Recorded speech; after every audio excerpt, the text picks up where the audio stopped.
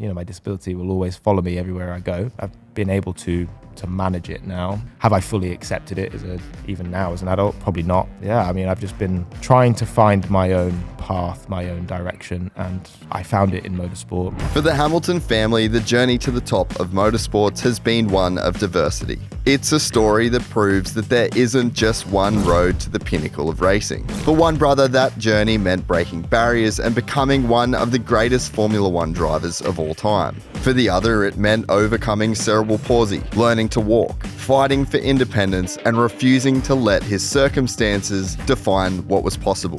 From being pushed through the Formula One paddock in a wheelchair by his brother Lewis Hamilton, to standing on the podium in the British Touring Car Championship, proving he belonged among some of the best touring car drivers in the world. Nicolas Hamilton's story is one of remarkable resilience. Not because he wanted to inspire people, but because when the visor came down, nobody saw cerebral palsy. They saw a racer. And when people say, oh yeah, but it's an ability, doing amazing things. No. It's a disability.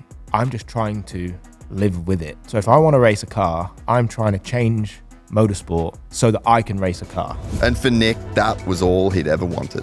Because racing didn't give Nicolas a different identity. It gave him the freedom to be judged by the same thing as everybody else, what he could do behind the wheel. Not only are you born with a debilitating disability, but then you're also born into the family of the greatest racing car driver of all time. So it's like, okay, cool. Now I have the most fucking overachieving brother on planet Earth right next to me. Like, there's just so much to your story, and just that one moment is such an amazing achievement and such an amazing story. So I'm stoked, bro. Gypsy Gang, welcome Nicolas Hamilton to the podcast. I cannot stand over-the-top YouTubers that start every single video with like, subscribe, smash that like button. I never, ever wanted to be that guy.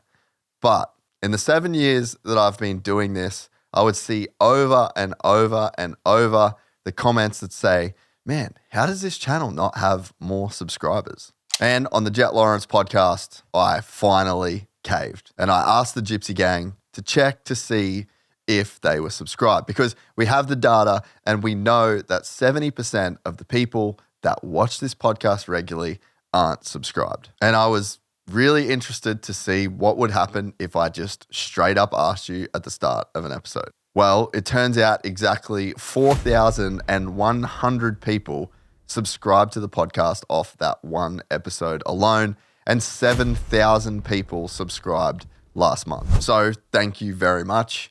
And subscribing to the podcast is something that you can do completely for free, but it actually has a pretty massive follow-on effect with everything that we do.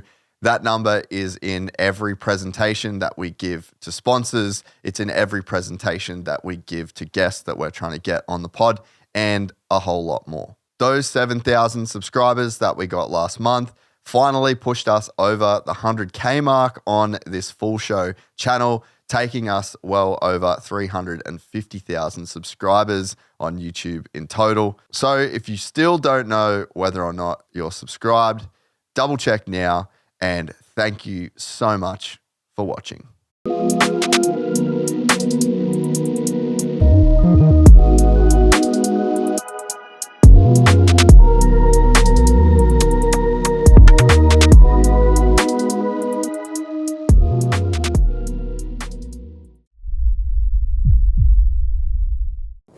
We're rolling. Let's go. Nick Hamilton. Let's go. Fresh off finishing his slice of Podium pie. Yeah, it felt good. How was that? It was beautiful. I've been dreaming about that moment since I was a kid. I didn't really know how I would ever be able to, get on a podium physically, because just walking up simple steps for me, for my disability, is tough. And then B, how the hell do I end up being a racing driver and being fast enough to get onto a podium in terms of achievement? So I lived both of those moments in one go. And I've grown up, watching my bigger brother, get hundreds of podiums in his career in Formula One, and I was just sitting in my wheelchair watching it happen. I never believed that day would ever come for me. When I used to watch Lewis, I didn't really know what I was going to do with my life. So I was just in my wheelchair following Lewis racing. I didn't have a career path, didn't have a direction of where I wanted to go in my life. That moment came 24th of May, 2026, which, I'll never forget. And it was a moment that meant so much to me. It was a lot more than motorsport, much more than racing. It was a life commitment that I had made from a kid diagnosed with spastic diplegia, cerebral palsy, to now standing on a podium in British Touring Car Championship. Was a surreal moment. Dude, it's beautiful. Yeah. It's honestly so beautiful. And there's 3 hours in just that. Yeah, I can talk to you. There's so much in just that one moment. And when I saw, like we were saying, we were going to do this a month or so ago. And when I saw that moment, I was just like, fuck yes. This is such a special bookend. And obviously your career's not finished and there's so much left to go. But I feel like there's these moments in time that brings something full circle, and it becomes the end of a journey in a sense, and I just feel like that moment. And even when you say, like, I never thought I'd even be able to physically get on a podium, like there's just so much in it. And, you watch your brother, like, not only are you born with a debilitating disability, but then you're also born into the family of the greatest racing car driver of all time. So it's like, okay, cool. Now I have the most fucking overachieving brother on planet Earth right next to me. Like, there's just so much to your story, and just that one moment is such a amazing achievement and such an amazing story. So I'm stoked, bro. Yeah, thank you so much, bro. It was as I said, it meant a lot, and it was just a culmination of 15, 20 years of hard work, but not just hard work. It's trying to find your place in life, your place in society. And, with my disability, I didn't really feel like I belonged anywhere. I struggled for friends at school and struggled for acceptance everywhere that I went. People staring at me, pointing at me, looking at me, laughing at me, bullying me, joking about me, all that sort of stuff. So I was really, really struggling as a kid. And then, you have, my brother who is taking the world by storm in his direction. And, he's super, super talented, and our whole family direction went into his motorsport. And so I think I was just struggling personally, and I've been struggling personally forever. Yeah. What do I do? Where do I go? How do I make money? What's my career path? Being brutally honest, it's hard to make a career as a disabled person. Yeah. In general. Let alone as a fucking race car driver. Absolutely. Yeah. In general, working your way into companies or whatever like that is super difficult. And so, I felt like I grew up lost as a kid. And I don't think you'll always find yourself, you're constantly evolving as a person. And I set my sights on motorsport, and, I went against a lot of people to continue doing that, even my family at time to time, and, putting everything into it, my own personal savings, blood, sweat and tears. And when you're constantly being knocked back, and having a lot of rejection, and then getting on track and not having results, not having the best results, it's tough. And so trying to physically drive a car faster than an able-bodied person when you have a physical disadvantage in motorsport is tough. And I think it just as I said, was a culmination in, I belong here. I did the right thing. It's taken me 15 years to get there, but what a relief. And I got to experience what my brother experiences, and B, I was able to achieve it and look almost back at a younger version of me sitting in his wheelchair, and now I'm standing aloft on a podium. So it felt cool, and it was tough to get up there. Like I really struggled physically. Thank God I had people helping me, and just like spraying the champagne bottle was tough because moving it up and down and balancing and hopefully not falling off of the podium is like a big thing. So I ended up sitting down, but it got to a point I didn't really care what I looked like or anything like that. And I think that moment was for you. Like that was your moment. Yeah, and I think what it did do, it gave people a bit of not a wake up call, but it made people realize, wow, he really struggles physically, if standing, moving about, and they could see how much help I needed. Because I think a lot of people sort of forget when they see me driving past them at 150 mile an hour in a British touring car, they treat me the same as everyone else, which is what I always wanted.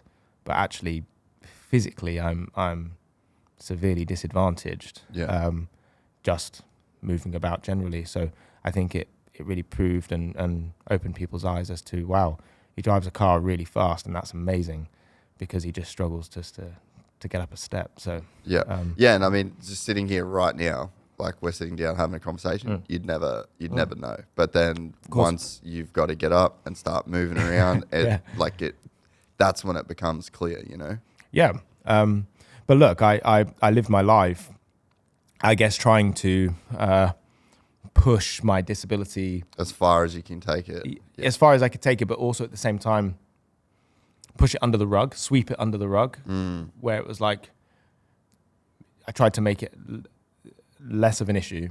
My parents brought me up like that, where it was like, the disability is there, but we're not going to make it the main character of your life. We've got to figure out a way of trying to live as able-bodied or non-disabled as possible, because I didn't really have any other option other than focus on what I wanted to do, which was being as able as possible. And I guess as a kid, when you're trying to understand what your disability is all about, it can be a lonely place. I just wanted to be like everybody else, all my friends. At school I was the only disabled person and also the only person of color at school too. Really? So I was so different to everyone. And I just felt super lonely, because anyone that I looked at was able-bodied and also had a different skin tone, skin color to me. And they weren't struggling physically. So I just didn't fit in anywhere I went. And it just took a while. It took a while to find your group of people, find your friends. And whilst you're trying to find friends, you're trying to overcome this disability that you don't know anything about and your parents don't know anything about. And it's not really down to them to help you walk better. It's down to me to try and find a way that works. And so it's been a long slog, bro. It's been a long slog.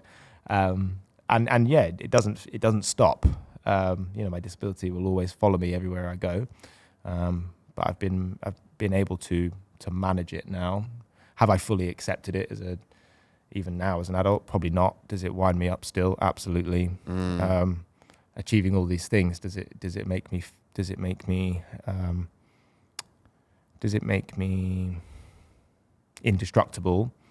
Absolutely not. I'm super vulnerable, always will be vulnerable. Mentally, I'm strong when it comes to my disability, but when it comes to my motorsport, super vulnerable. And I think it's okay to be vulnerable. So it's just I've just been trying to find my own path, my own direction, and I found it in motorsport. It was tough. It's been rough. It's been horrible at times. yeah, that moment on the podium it made it all worth it. And you'd have to think that there would be so many people out there, whether they have cerebral palsy or whether they have another form of disability, that would look at that, because there's Paralympic Games and there's a lot of competitions for people with disabilities, but that was just straight up you in the with everybody able-bodied, and you were able to achieve a level of success that there's a lot of British touring car drivers that will never get on the podium that are completely able-bodied. So it's such an awesome example for people that have any kind of disability, that like, hey, you don't just have to set your sights on these, events for people like you. You actually can compete. Yeah, I mean, I never set my sights on, right, I'm going to be a racing driver who inspires disabled people. That wasn't my goal.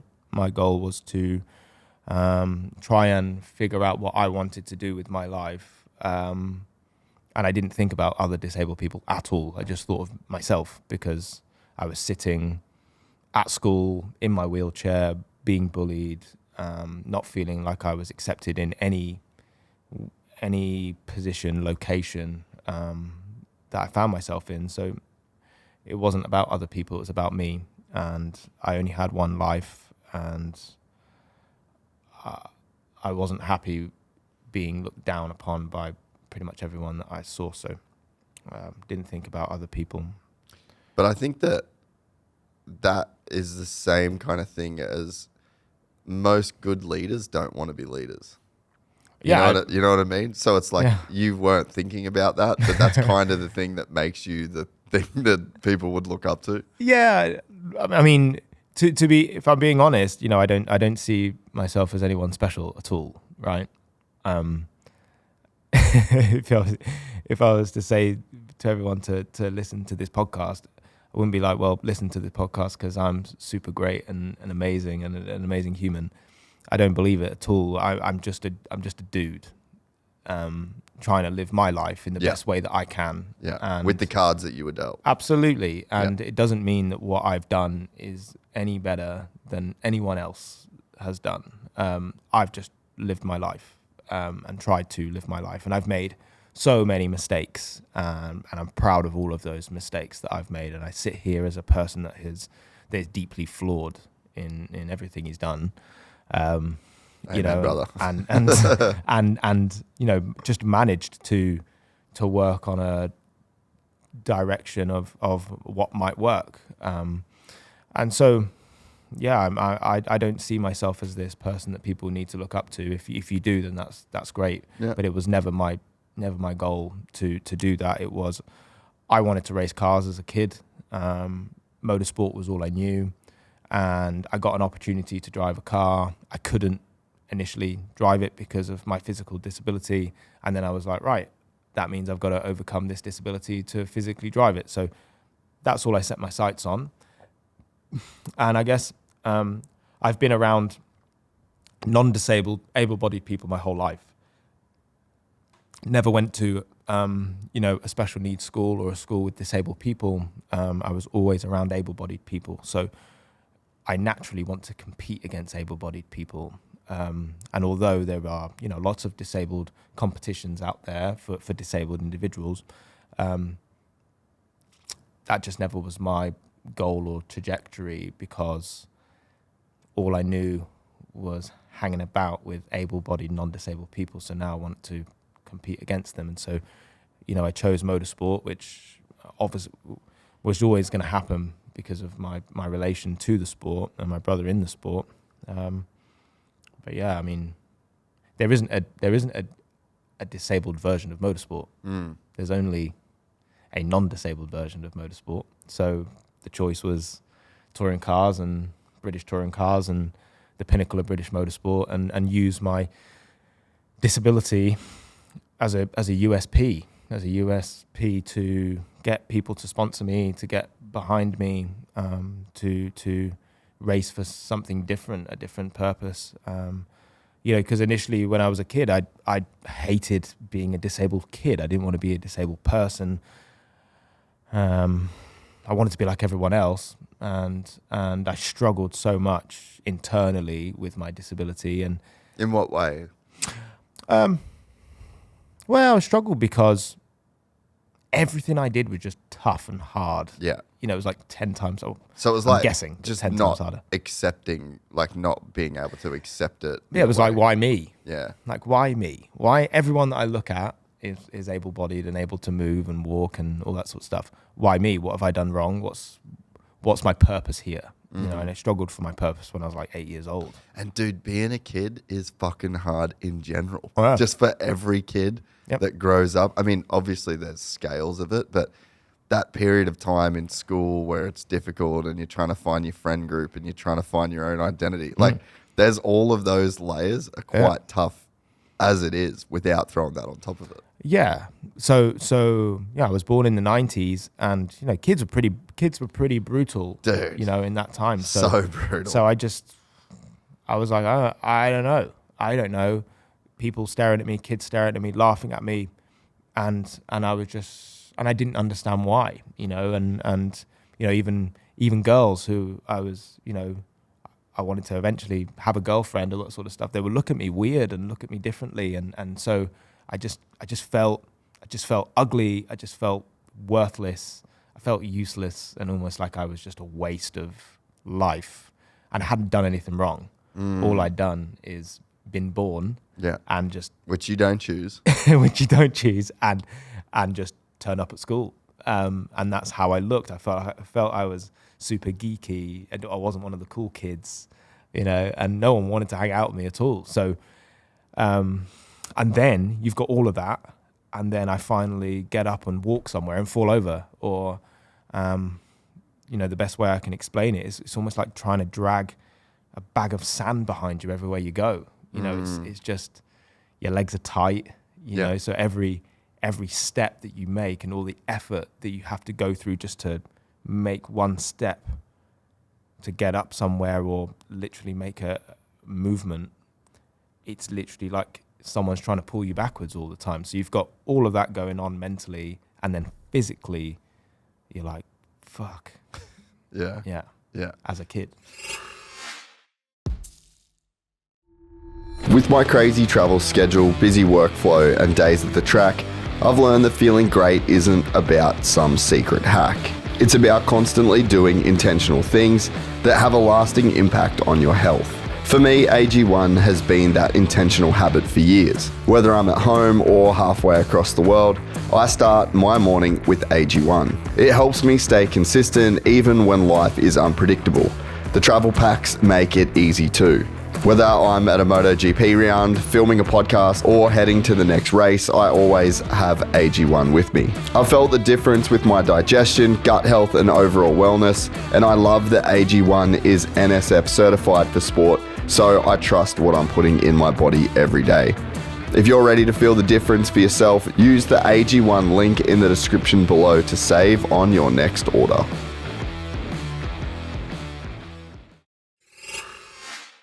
So, we'll talk about the actual, is it a disease? The disability. Yeah. It's not a disease. So, what's the, what, like, I'm interested to, like, be educated on that front. Yeah. So, cerebral palsy is a condition that is caused at birth. Yep. And it's caused through lack of oxygen to the brain. So, I was born premature.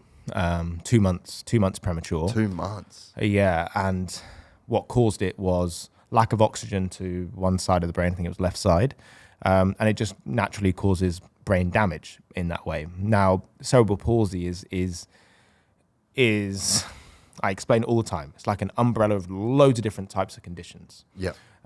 So I have a condition which is called spastic diplegia. And diplegia is two limbs, so it affects two limbs, and those two limbs could be, both arms, one arm, one leg, and mine is both my legs. Then you have hemiplegia, which is one side, so it can affect both, like your right side, one arm, one leg, and then it can be super severe, where you're reliant on a 24-hour carer, and not able to, being reliant in a wheelchair, not even able to talk or walk or even feed yourself. So it's a blanket condition, and it's a broad spectrum, broad spectrum, and it affects so many different people in so many different ways. So it's almost unique to you in a sense. Everyone that has cerebral palsy will have cerebral palsy that is unique to them. Yeah. And if you were to have the same disability as me, spastic diplegia, cerebral palsy, we would walk the same. We would look the same whilst we walk in terms of our gait and ability to walk and the movements. But you'll have different nuances within your body that it affects you maybe worse or better.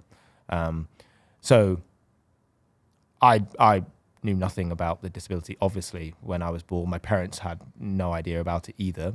Wow. Yeah. So how long does it take to figure it out? So I was born at 31 weeks, and I was 4'4", wasn't breathing, went into an incubator, and I was in this incubator for 6 weeks. And I got out of the incubator, went home for the first time, and it was the fact that I wasn't really progressing. The developmental milestones that toddlers go through, able-bodied toddlers go through, which is crawling for a start. And when you crawl, able-bodied toddlers or non-disabled toddlers would be alternating their legs left and right. I wasn't able to do that, so I was like dragging both of my legs behind me together. Then like standing up for the first time, walking for the first time, that never happened. So it's not that it never happened, but it wasn't happening fast enough. And when my mum actually stood me up for the first time, I was standing on my tiptoes and my heels were in the air and my legs were bent. Because your muscles were so tight. Yeah, so tight. Yeah. So from what I know, basically there's damage to the brain that essentially stops the correct signals to your muscles, and it causes your muscles to basically like lock up and go super tight. Completely. So then the process of using your muscles is contraction, relax, contraction. And so when they're constantly tight and over years and years and years and years and years, that's what causes the lack of function in those muscles. Yeah, and some muscles, it's like a domino effect. So to create a movement, it's a chain of muscles that have to work together. It's a chain of muscles, but it actually also might have to come from the torso just to move the leg. Yeah. So you end up having muscles that overwork for the movement and then muscles that underwork for that movement. So then you end up having a real tight muscle and then a really weak muscle on the opposite side. And so my parents didn't know what that was. And they took me back to the hospital, I think at 18 months. And that's when I was diagnosed with spastic diplegia, cerebral palsy. And the doctor knew nothing really about the disability. Obviously, they knew what it was and what cerebral palsy was about. But in terms of where I could go, how they should bring me up, offering them help, there wasn't any. So my parents were like, what do we do? And the doctor was like, we don't really know, go and have a nice life, almost. And then that was it. And it I guess it was a big shock to the system for my parents, and especially my mum. I think my mum, went through a phase where she sort of blamed herself. I'm sure. But my family is a all or nothing type of family, and they just made a decision to, right, okay, it is what it is, and we've got to make sure we help him and support him as much as we can. But by actually helping and supporting me, it's to achieve helping and supporting me, they actually can't help me and support me as much as they want to. That makes sense. I've got to figure it out myself. So that's pretty much what they did.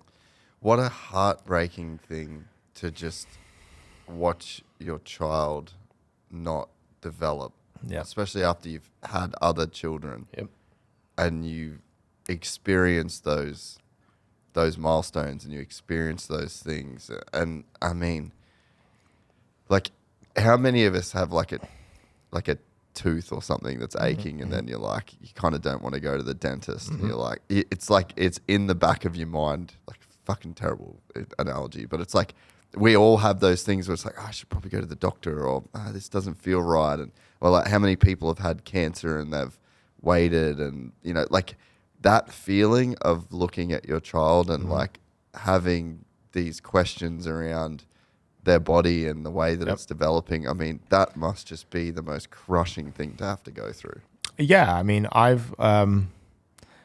guess the Hamilton family, we don't necessarily talk about much. We just live it. So I've never really sat down with my dad and asked him how he felt and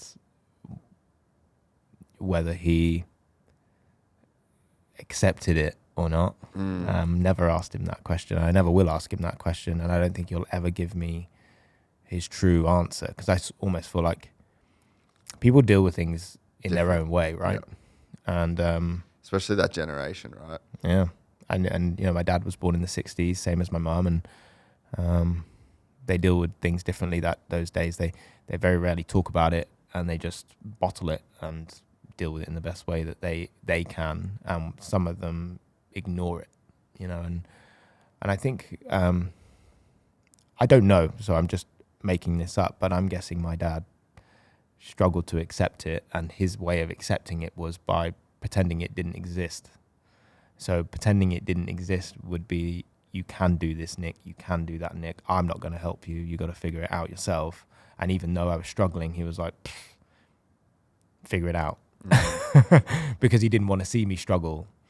He wanted me to be a person, a child that could do something, not that they couldn't because of the physical ramifications of the disability. So my dad was the pusher. He was constantly pushing me and pushing me and pushing me. And my mum was more of the catcher, so she would catch me and cuddle me, but she would also be like, no, I'm not going to help you, like, do it, figure it out. And so that's tough when you're a young kid. Everything you do is tough and difficult to move, and you don't understand why. Your parents are not. It's not that they don't love you, because they're showing love and respect and support. But sometimes I think they struggled to show compassion. It was like, if I couldn't do something, they weren't like, oh, that's okay that you can't do it, try again tomorrow. It was, well, find out a way to do it now, almost. Yeah. So I struggled with that. And then you go to school and then you get a load of shit. So it was a tough one. Oh man, I can't even imagine, because I mean, it's like kind of right. You know what I mean? It's like, it's long-term right, short-term fucked. Yeah, short-term horrible. Yeah, and so you're kind of, and it would be very confusing, and I'm sure that what you would have wanted in the present moment was just essentially a hug and help. Yeah. But then every hug that you got and all of the help that you got in the short term is probably setting you back in the long term. And I'm sure that there's a balance there to find that they probably didn't get right. Yeah, but of course they're not going to get it right. Yeah. because I'm the How first. the fuck do you? I'm the first disabled child they've ever had. So yeah, how are they gonna deal with that? And I do a lot of public speaking, and I always say in my speeches, I'm like, it's not like they could go to a library and pick up a book and learn about how to bring up a child with CP or any type of disability. Yeah, they're learning on the job, and they're gonna make mistakes. It's absolutely unrealistic to say that they wouldn't. And so even though it was hard, and they sound brutal and harsh, there was never a day that went past I didn't feel loved. Yeah. They loved me with all their heart. And I think through their love, that's how they showed their love, is we're going to help you beat this. Yeah. But it was down to me to do it, because I'm the only person that had those legs. Yeah. It's funny. So I was talking to my wife the other day, and she's conversation with her mum, and I'm like, okay, you're right in saying that, but you need to go back to your mum and you need to explain to her that this is why you get frustrated. This is what you mean when you say this. And she's like, why do I have to gentle parent my parent? And I'm like, okay. Yeah. It's true. You just kind of do, because she grew up in the 60s and she's got no fucking idea. Like, different generations, we have access to so much more information. We have so many more research. Like you said, you can't go to there wasn't a library you could get. Well, guess what? We've got phones and we can, there's so much more information. There's so much that our generation, you and I, can actually lean on. To where, unfortunately, we do have to go back now and try and instill some emotional intelligence in our parents. And it's fucking brutal and it doesn't feel like our job. Yeah. But we are a generation of kids that's probably the reality for a lot of us, to like really maintain like healthy boundaries and healthy relationships with our parents. It's kind of on us to like play that role in a sense. Yeah. You know, my parents are incredible people, and I wouldn't change them for the world. You know, especially my mum. You know, my mum, she dedicated her whole life to me. You know, never complained, never said, Nick, you can't do this. Nick, it's a pain in the bum to help or support you. She constantly picked me up, carried me everywhere, always gave me the motivation that I can do something, and if I can't, she'll love me regardless. You know, and so my mum was, and is still absolutely integral to my life. Yeah, of course, your parents can be stuck in their ways sometimes, and sometimes it's hard to understand where they're coming from. Where they're coming from and why their belief system and why they believe that way. You know, and I feel like the older generation, they don't really think about mental health and evolving their mentality and trying to improve their mentality. Yeah. They're very stuck in, this is what we got taught in our generation. And you can see can't change it. Like, you can see where it comes from. Yep. You know, like, it's just a completely different era and time that they grew up in, you know, and it all makes sense. Yeah, it does. And so sometimes you have to, not necessarily ignore it, but you have to accept that that's how they are. Yeah. And continue pushing in the direction that you want to go in. You know, I started out my motorsport. Motorsport was super expensive and still is. And my dad helped me with my first couple of years of racing and got the sponsors and funded it pretty much, not himself, but he funded part of it, put some money in himself, and then got sponsors to fund the rest. And it got to a point, it was like, this is a lot of money, Nick, and I don't have all this money to race. So if you want to race, you've got to do it yourself, you know, and that's when he politely dropped me at that moment after my first 2 years in racing. And it was like, I'm not going to do anything to keep you racing. You got to do it yourself if that's what you want to do. And so, you know, I fought my parents constantly about, right, this is the direction I'm going to choose to go into, is racing. And, you know, racing isn't a place where you make a load of money unless you're a Formula 1 driver getting paid to do it. You know, I raise my funds and my money to race, you know, not to get paid. I do it to race. And so my dad was always like, that's not the right direction for you. That's not where you should be. You should be, you know, looking at a business that's going to pay you financially to make you secure financially as time goes on. And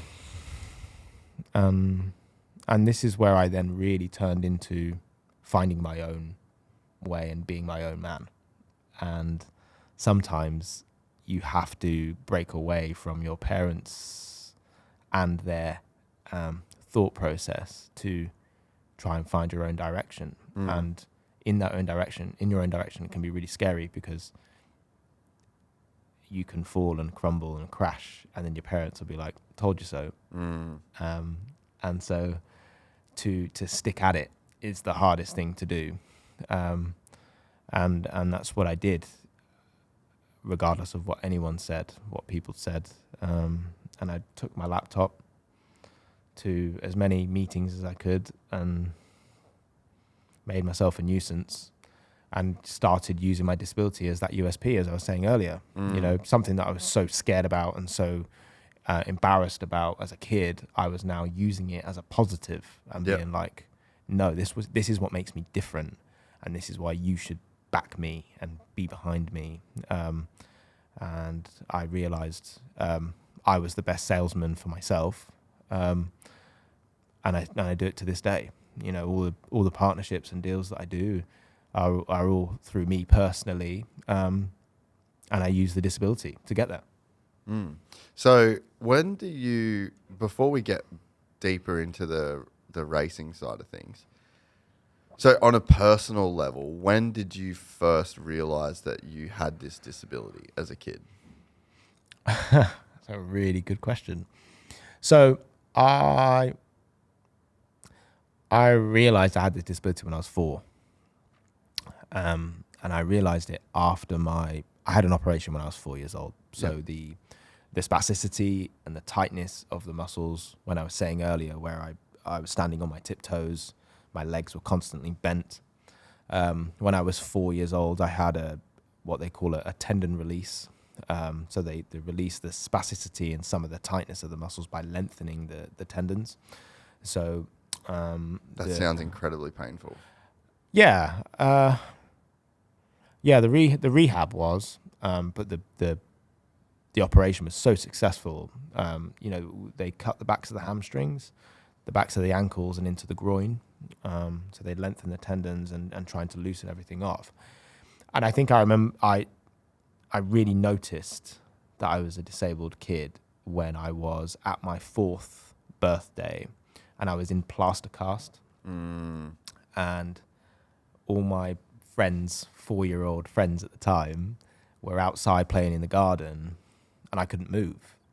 You know, I was in this plaster cast, and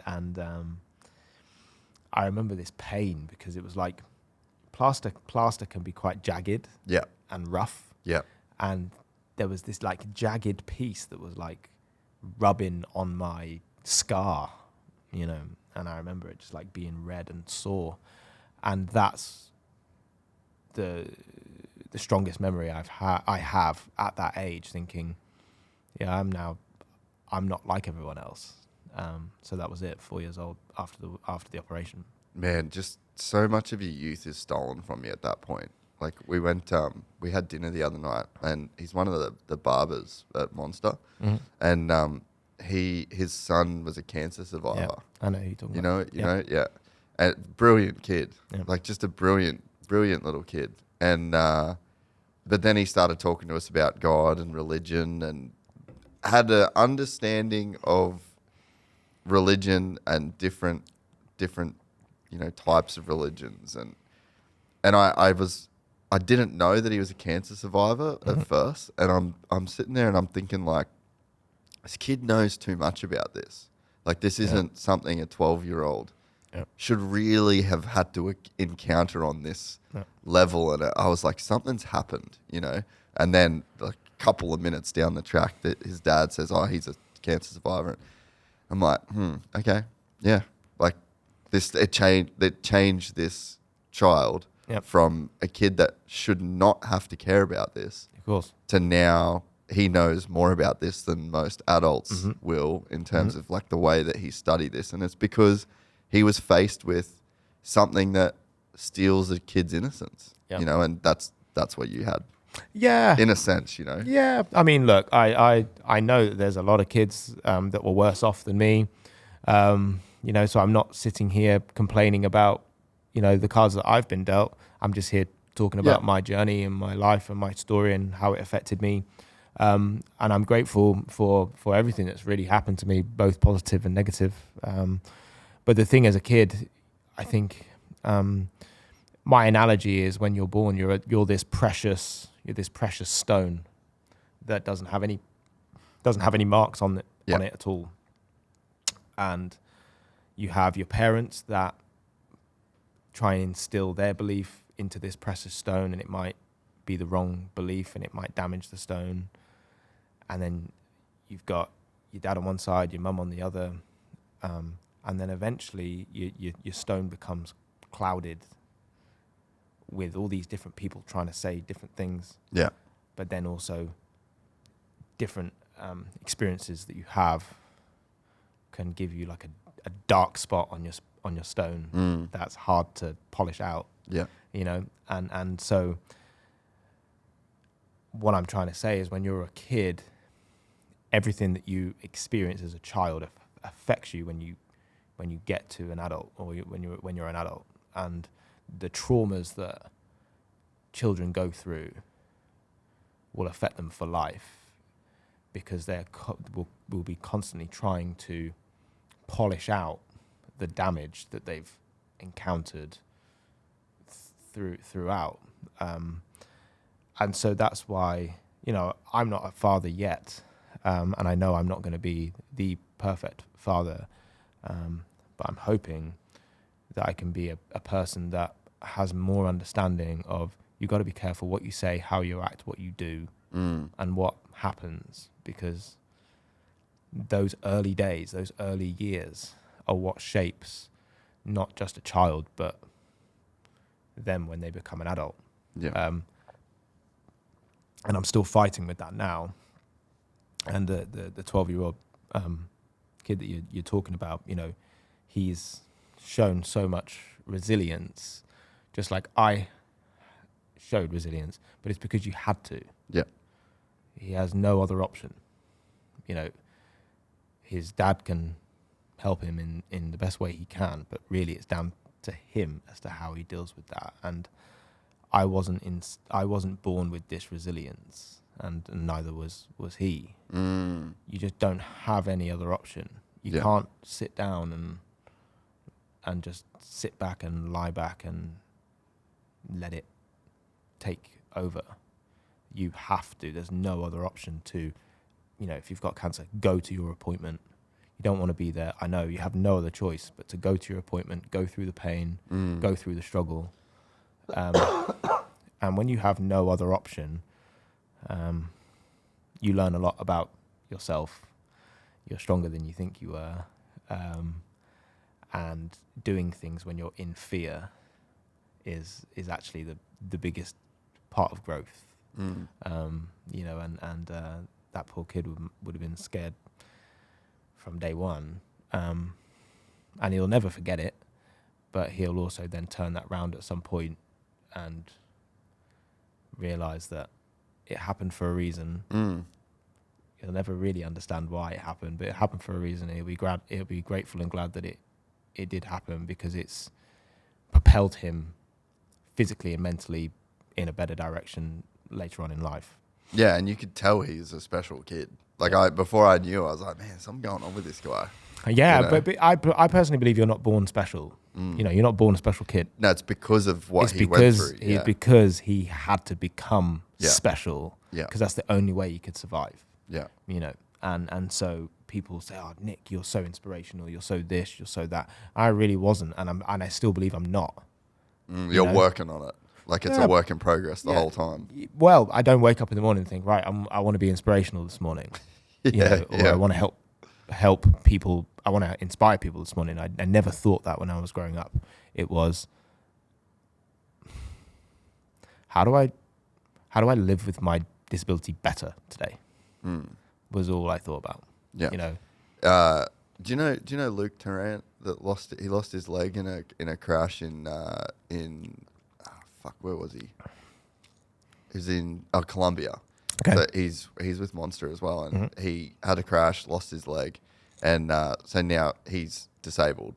He was born and lived most of his life as a completely able-bodied person, but he's like, man, the term disabled is quite weird to me, because he's like, even though I'm like technically disabled now, he's like, I can look at so many people that are not disabled that can't get off the couch, eat shit food, do drugs, party, live like an absolute piece of shit, have zero motivation. Of course. So it's like, to me, they're kind of disabled. Like they have a full body that they it's just through choice. But they are disabled in a sense, you know? Yeah. And so I guess I'd never really thought of it in that perspective. And it's like, what is a disability if a person like you can achieve so much in their life. You know, it's like you've obviously had to like fight way more, and you've had to, like you're saying, every day you get up and you're like, fuck, this is my starting point, and this is how hard everything's going to be today to do all of these things. But if you end up doing, regardless of that, more than an able-bodied person, it's like, who really has the disability? No, I agree. It's like a weird way to think about it. Yeah, and I'm definitely different in how I think about things when it comes to disability, because, you know, and I don't want to upset the disability community when I say things like this, but this is what worked for me, and it might upset people, but this is what worked for me. When people say to me, it's not a disability, it's an ability, I turn around and say, no, it's still a disability, and I accept it as a disability. Because when you're trying to ignore what it actually is, I think it's harder for you as a person to move on and develop, because you have to sit with it and accept it, that every day you wake up from now on, if you don't have a choice, you are a disabled person. Period. Done. And there's nothing that you can do that will change it.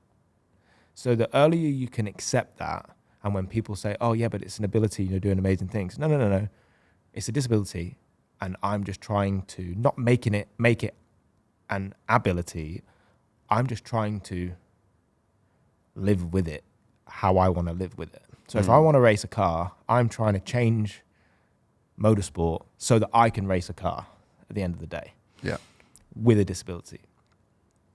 And it doesn't upset me when I see able-bodied people that choose to physically disable themselves by not wanting to get up off of the sofa or anything like that. It doesn't upset me. Do I think it's a waste? Sort of. But then also I look into, or try and think about maybe how they're feeling as people. It's not all about how they feel physically. They might be going through a lot mentally, and that's what's, you know, put them in their place, in their position, and affected their life choices of how they've ended up there. So I sort of ignore that, and all I really care about pretty much in my life is how do I continue moving forward with my disability so that it doesn't affect me in future. You know, and I have to think about Nick when he's 50 years old, just like I was thinking back to Nick when he was 12 years old in his chair. Probably wouldn't have expected him to be on a podium in British touring cars. Okay, but now where's Nick at 50? What's going to happen to him there? Is he physically going to be able to walk still? You know, I have an amazing girlfriend, and will I be physically able to walk around with her still? Does she have to end up pushing her, hopefully, husband eventually, in a wheelchair or whatever? You know, I'm always thinking about that types of things. But in terms of a career, now I'm trying to look at the bigger picture and try and create more opportunities for disabled people within motorsport. And it's just come a full circle, really. But if people decide to not get up off the sofa and not focus on what they want to achieve, then that's fine. But the people that do, I want to help and support and guide. And I never want to be seen as this inspirational character, because honestly, dude, I'm really not. I'm just a guy that drove cars and overcame the disability to be able to do it. And there's a lot of my mentality that I don't think is inspirational, because it's just what I told myself for me to get through it. It wasn't like something that I don't always say the right thing. I'm not very politically correct. Which I like about you, to be honest. Yeah, I'm not, because, the world has changed a lot in the last 10 years, you know, and people see disability in a different way. And I'm definitely not politically correct when I talk about disability, and I've upset a lot of disabled people in the past by me saying my beliefs and thoughts and feelings. And that's what I thought when I was 12 years old. But now I don't say it in the right way. But to be honest, I can't always be perfect with everything that I say. I just got to live in the best way that I can. And all I know is I'm trying to do good. I'm trying to do something good. Yeah. And whether people like that or they don't, it's not really my problem. I'm definitely not selfish, and I'm trying to open doors where I can. And if I've inspired a disabled child or, you know, a parent of a disabled child, then I feel like I've lived my purpose, because I didn't know what my purpose was when I was a kid. Why me? Why was I here? Why was I born with this disability? And why do I go through all this pain and this struggle and this stress? Like, what is the purpose of it? And yeah, I stood on the podium 2 weeks ago, and yeah, I realized the purpose is to live with the disability in the best way that I can, and if it inspires people, it's a bonus. Yeah. So we'll go back to 4 is where you have that that first kind of feeling of like, okay, yeah, I'm different to other kids. What do those years look like? Because so you were in a wheelchair from basically 11 to 17. Pretty much. So were you able to walk up until 11 and then it kind of degenerates to the point where you have to use a chair, or like what's the... So it didn't degenerate. So so I got this operation, and then the first stage of my life is to go to school, right? Mm-hmm. You have to go to school. My dad and mum didn't put me in a special needs school, so I went to an able-bodied, non-disabled school. Did you have it saying that, or was that on... No, I didn't have it saying that. No, okay. It was their choice. And I don't think they really thought about it, to be honest. Is that a blessing in a way? Yeah. I'm super grateful for that. Now looking back, but it was tough to start with. Would have been fucking brutal. Yeah, yeah. Because you turn up and you stand out like a sore thumb. You look different. Yeah. As I said, I was the only person of color in my primary school as well. So,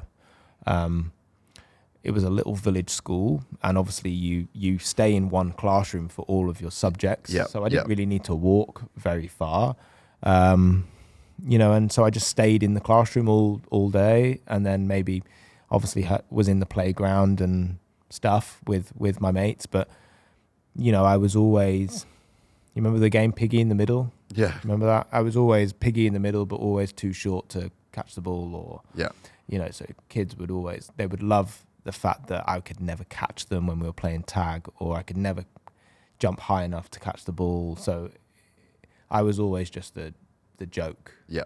Yeah.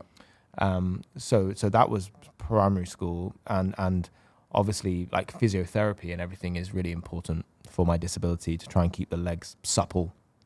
So I had a helper at school, and we used to do my physiotherapy at lunchtime and break time. Yep. So all my friends are outside having fun, whatever it is, and I'm inside going through pain, basically.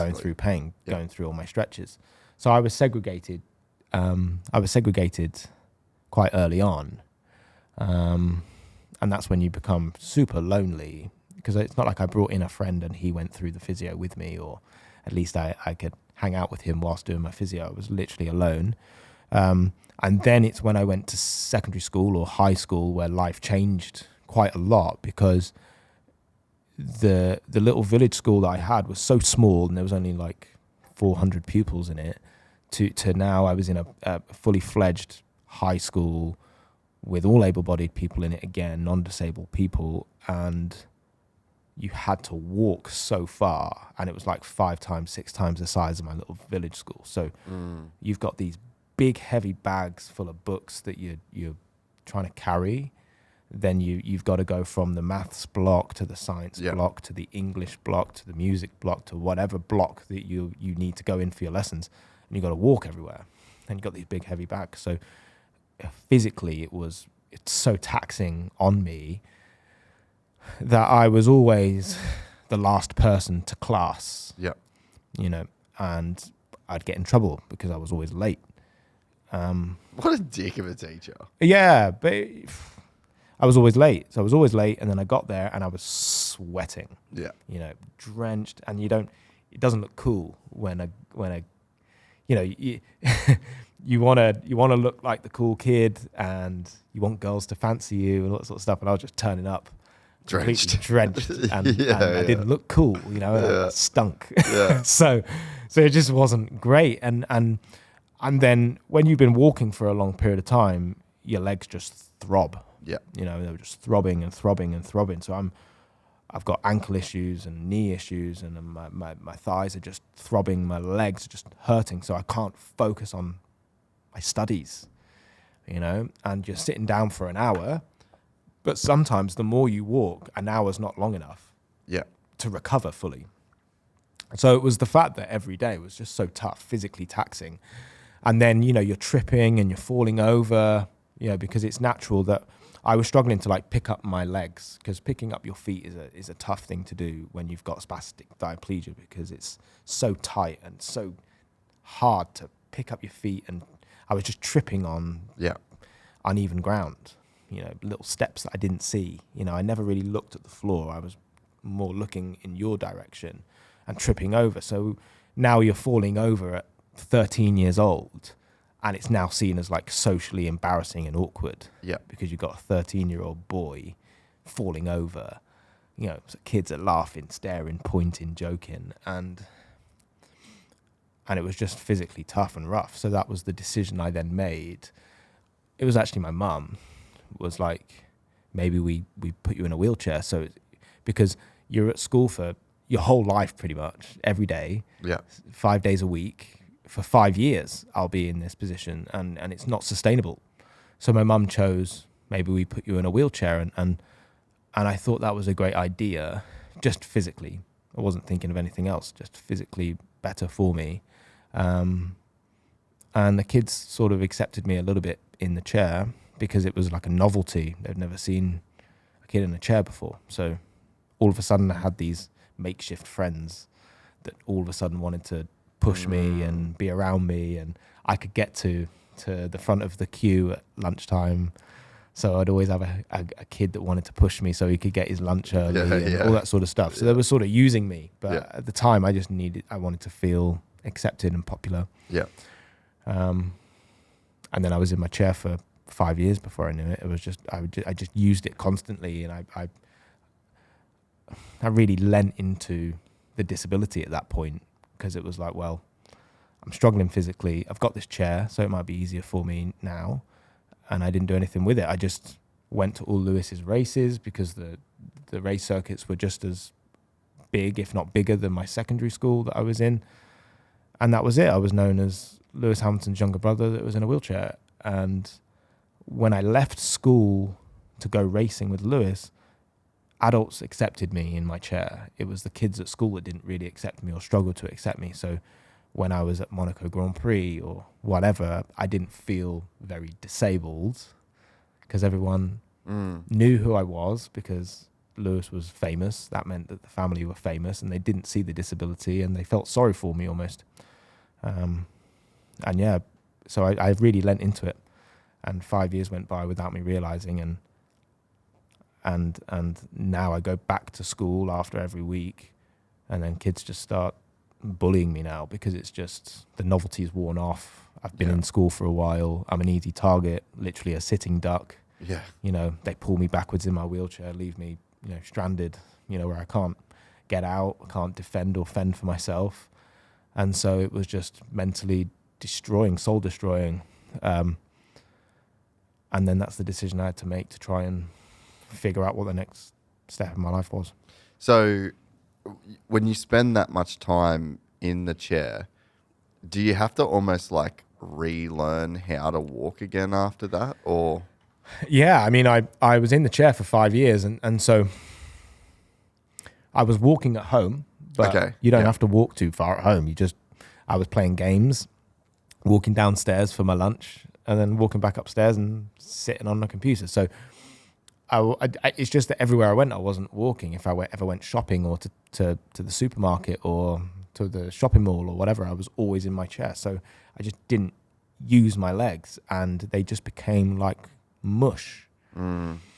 So it got to a point that just walking to the toilet and back, my legs were finished, and so now I'm 16, right? So let's fast forward. I'm now 16, and all my friends, they're going out to a bar, or they're having their first girlfriend, or getting invited to house parties. And I'm not getting invited to house parties because these people see the chair, and they don't want a wheelchair at their house, or their house won't fit a wheelchair in it. Or they live on the second story of a flat so with stairs. I'm not getting invited anywhere. Yeah.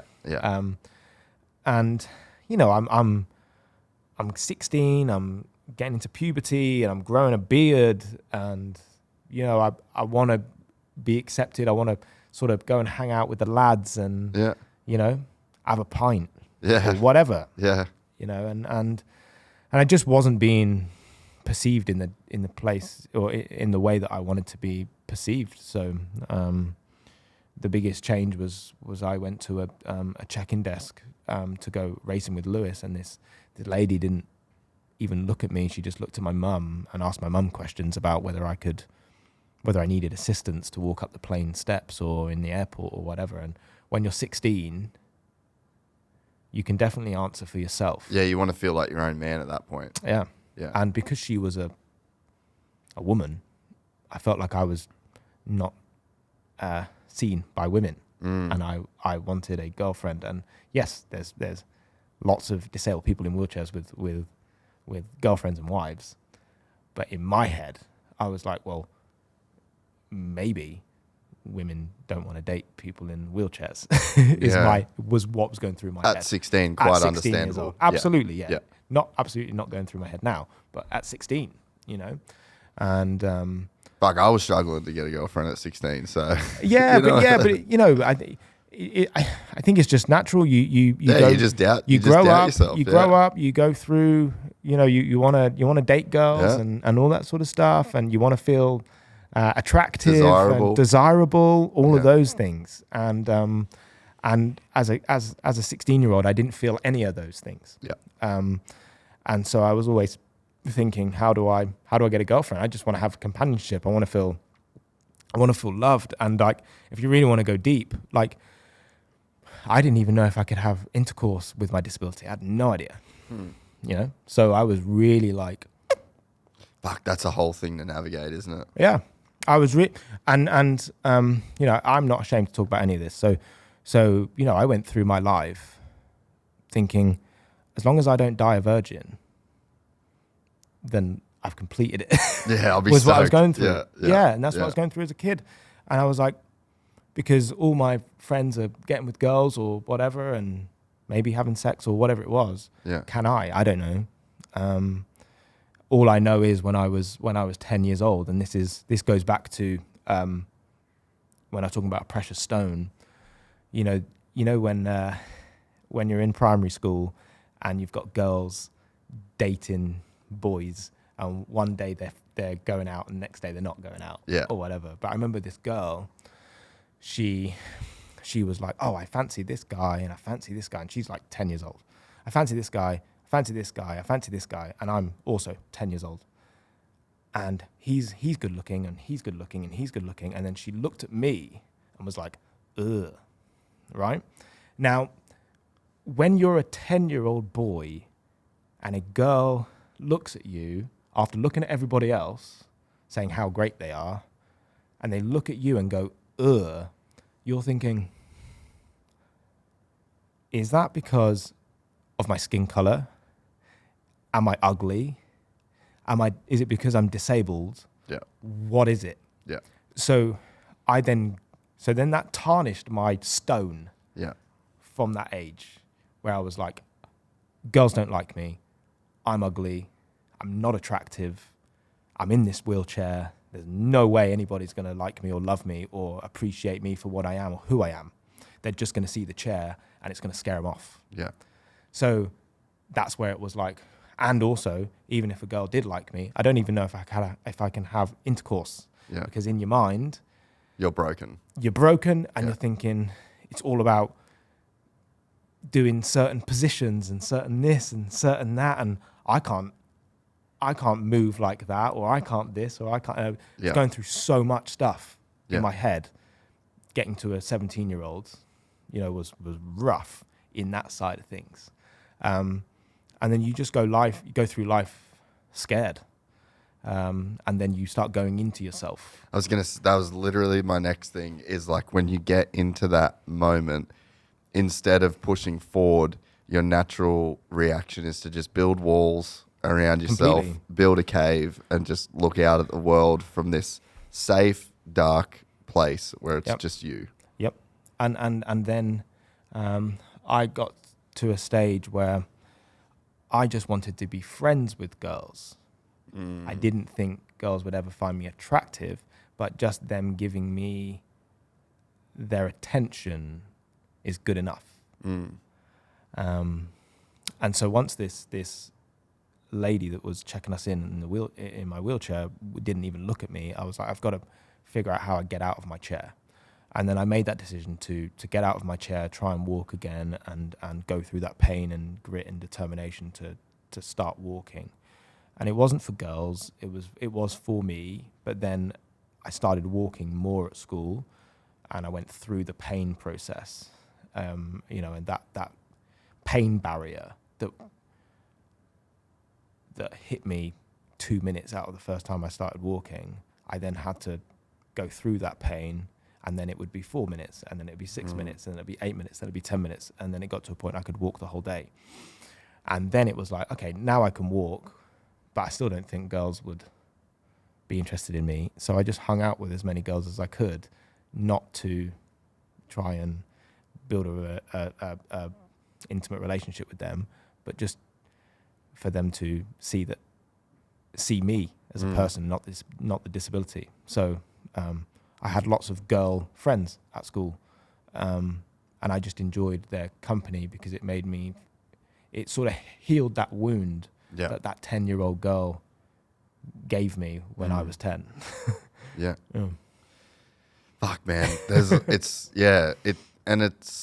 so human though, like you've got these like layers of extra complexity, but so much of that is also just so human, in terms of like so many people, no matter like what their physical capabilities are, it's like these are all just such human things that people have to go through, eh? Yeah, and I wrote all this stuff in my book, but like,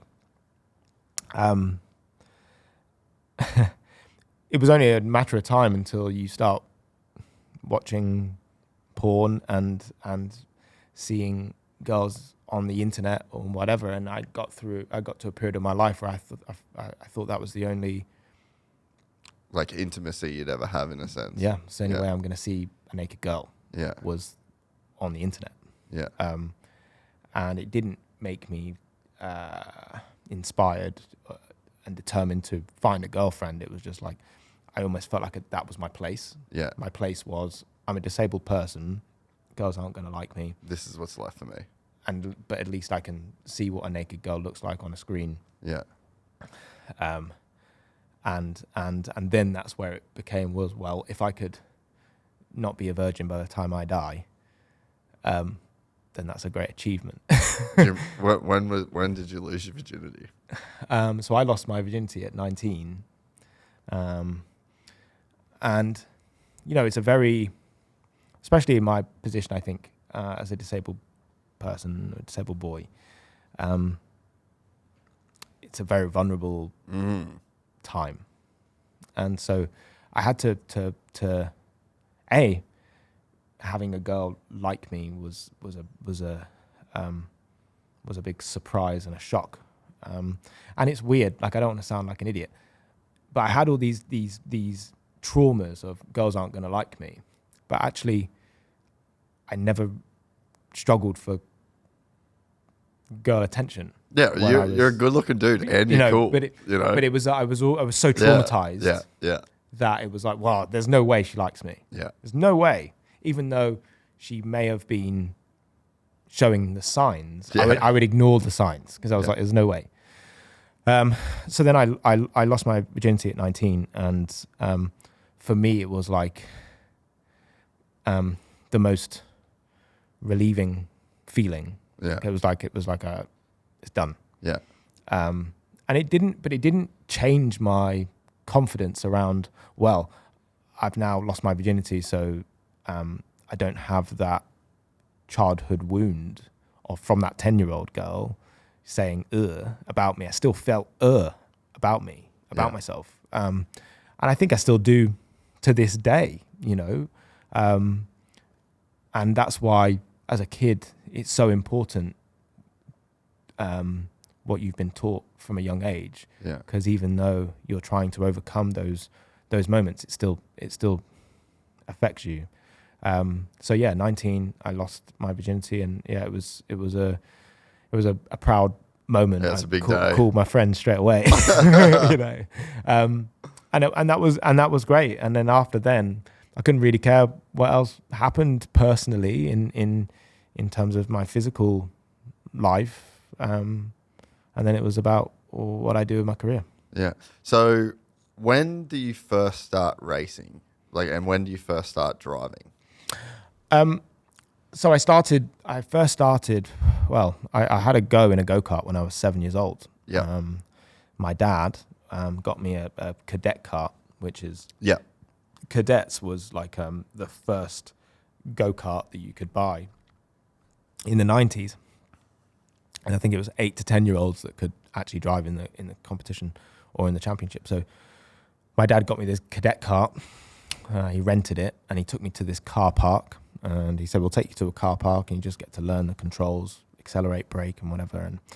And I struggled physically to hit the brake pedal because the brake pedal's really stiff in a go-kart, and the accelerator's quite easy to push.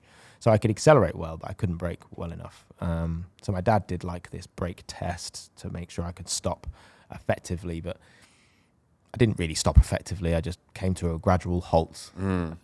You know, you could see I wasn't really. It's a bit of trail braking. Yeah. And my dad was like, well, you know, he didn't really care. It was like, have a go. So he started me up, and I was wearing all Lewis's gear. How much older is Lewis than you? 7 years. Yeah. Okay. Yeah. 7 years. So I was wearing all Lewis's gear and helmet and everything, and I inevitably crashed, and I hit this curb, disappeared down a 6-foot drop, and I was in this like ravine. No way. Yeah, I was in this like ravine. So my parents came running over, and they were scared out of their mind. And they peered down this drop, and luckily I hadn't like fallen over or like toppled over. And I was just looking at my parents thinking, like, what the hell happened? And that was it. It was like motorsport scared me completely after then. It was like any sound of engine scared me. And because of my disability, I have hyper sensitivity when it comes to my hearing. So any loud bangs can make me jump out of my skin. Yeah. And when you're around motorsport and you've got tires, it's all there is popping, and you've got, you know, backfires on exhausts and like air jacks and all that sort of stuff. It was a horrible place for me to be.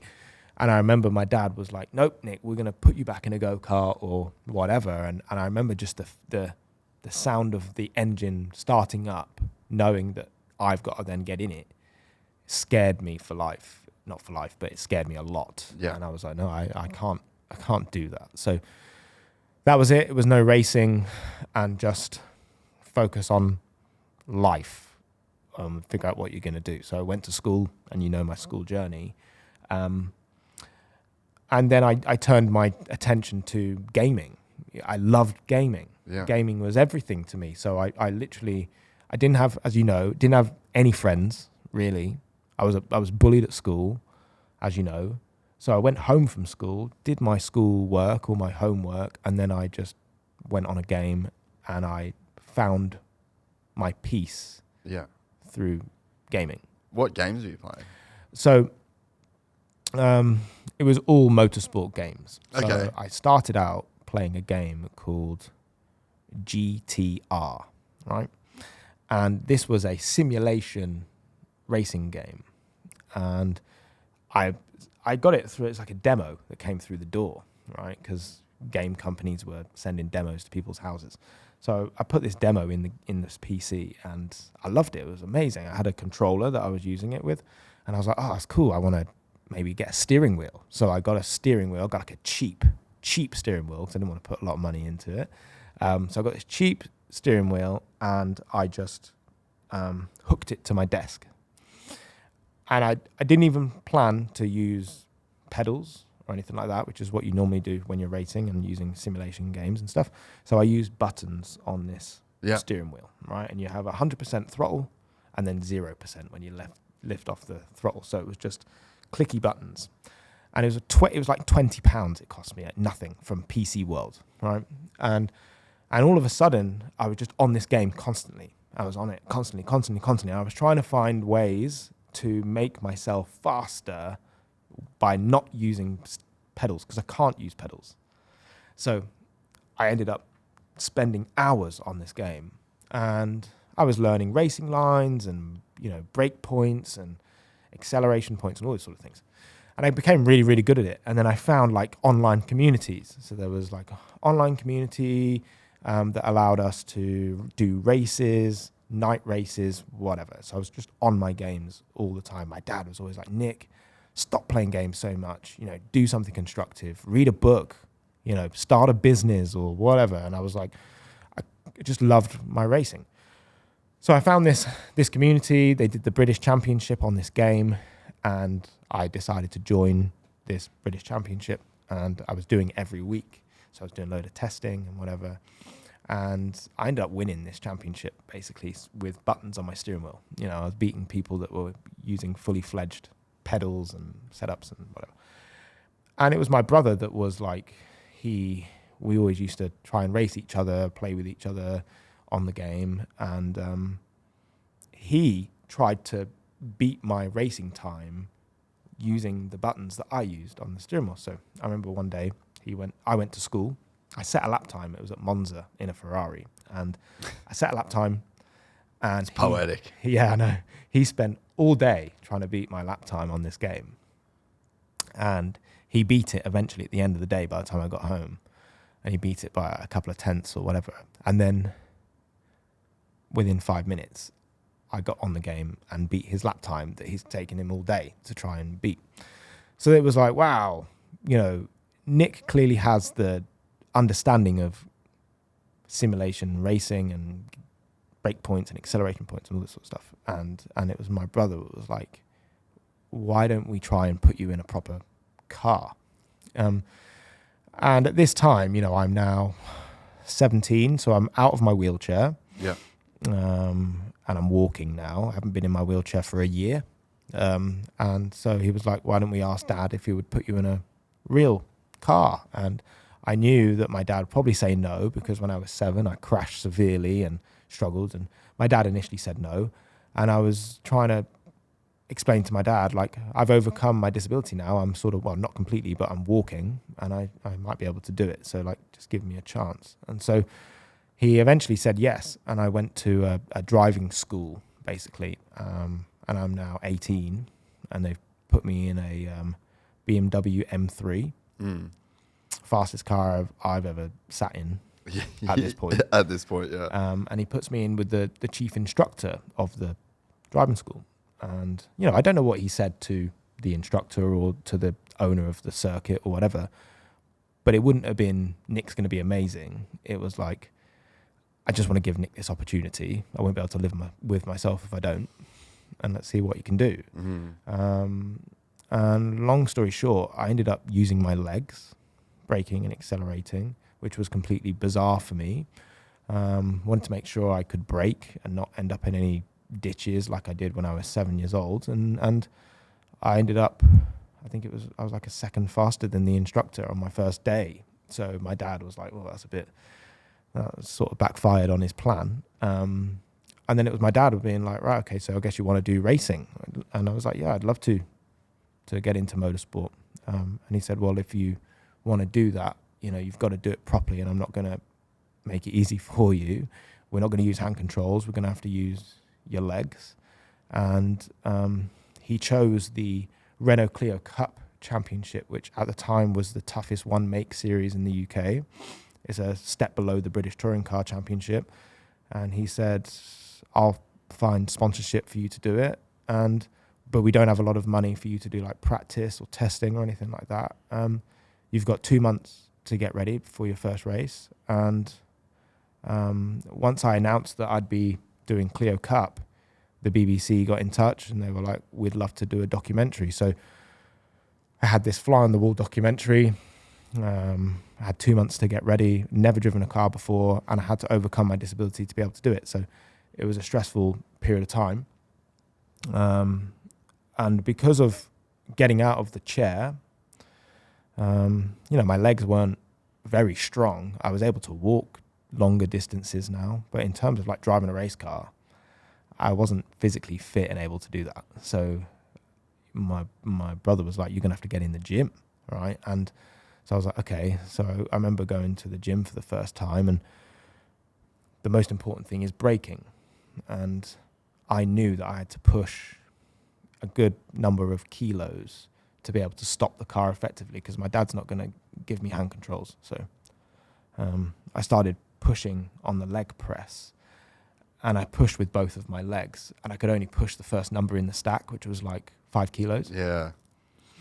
And I knew that I needed to get to like 100 kilos with my left leg alone.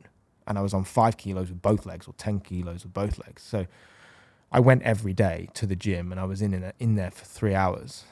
And I was just building the weight and pushing. But it's a domino effect, because when I'm trying to push my weight on my legs, the spasticity and the tightness of the pelvis gets affected. So the pelvis is then gets affected. The pelvis starts to move.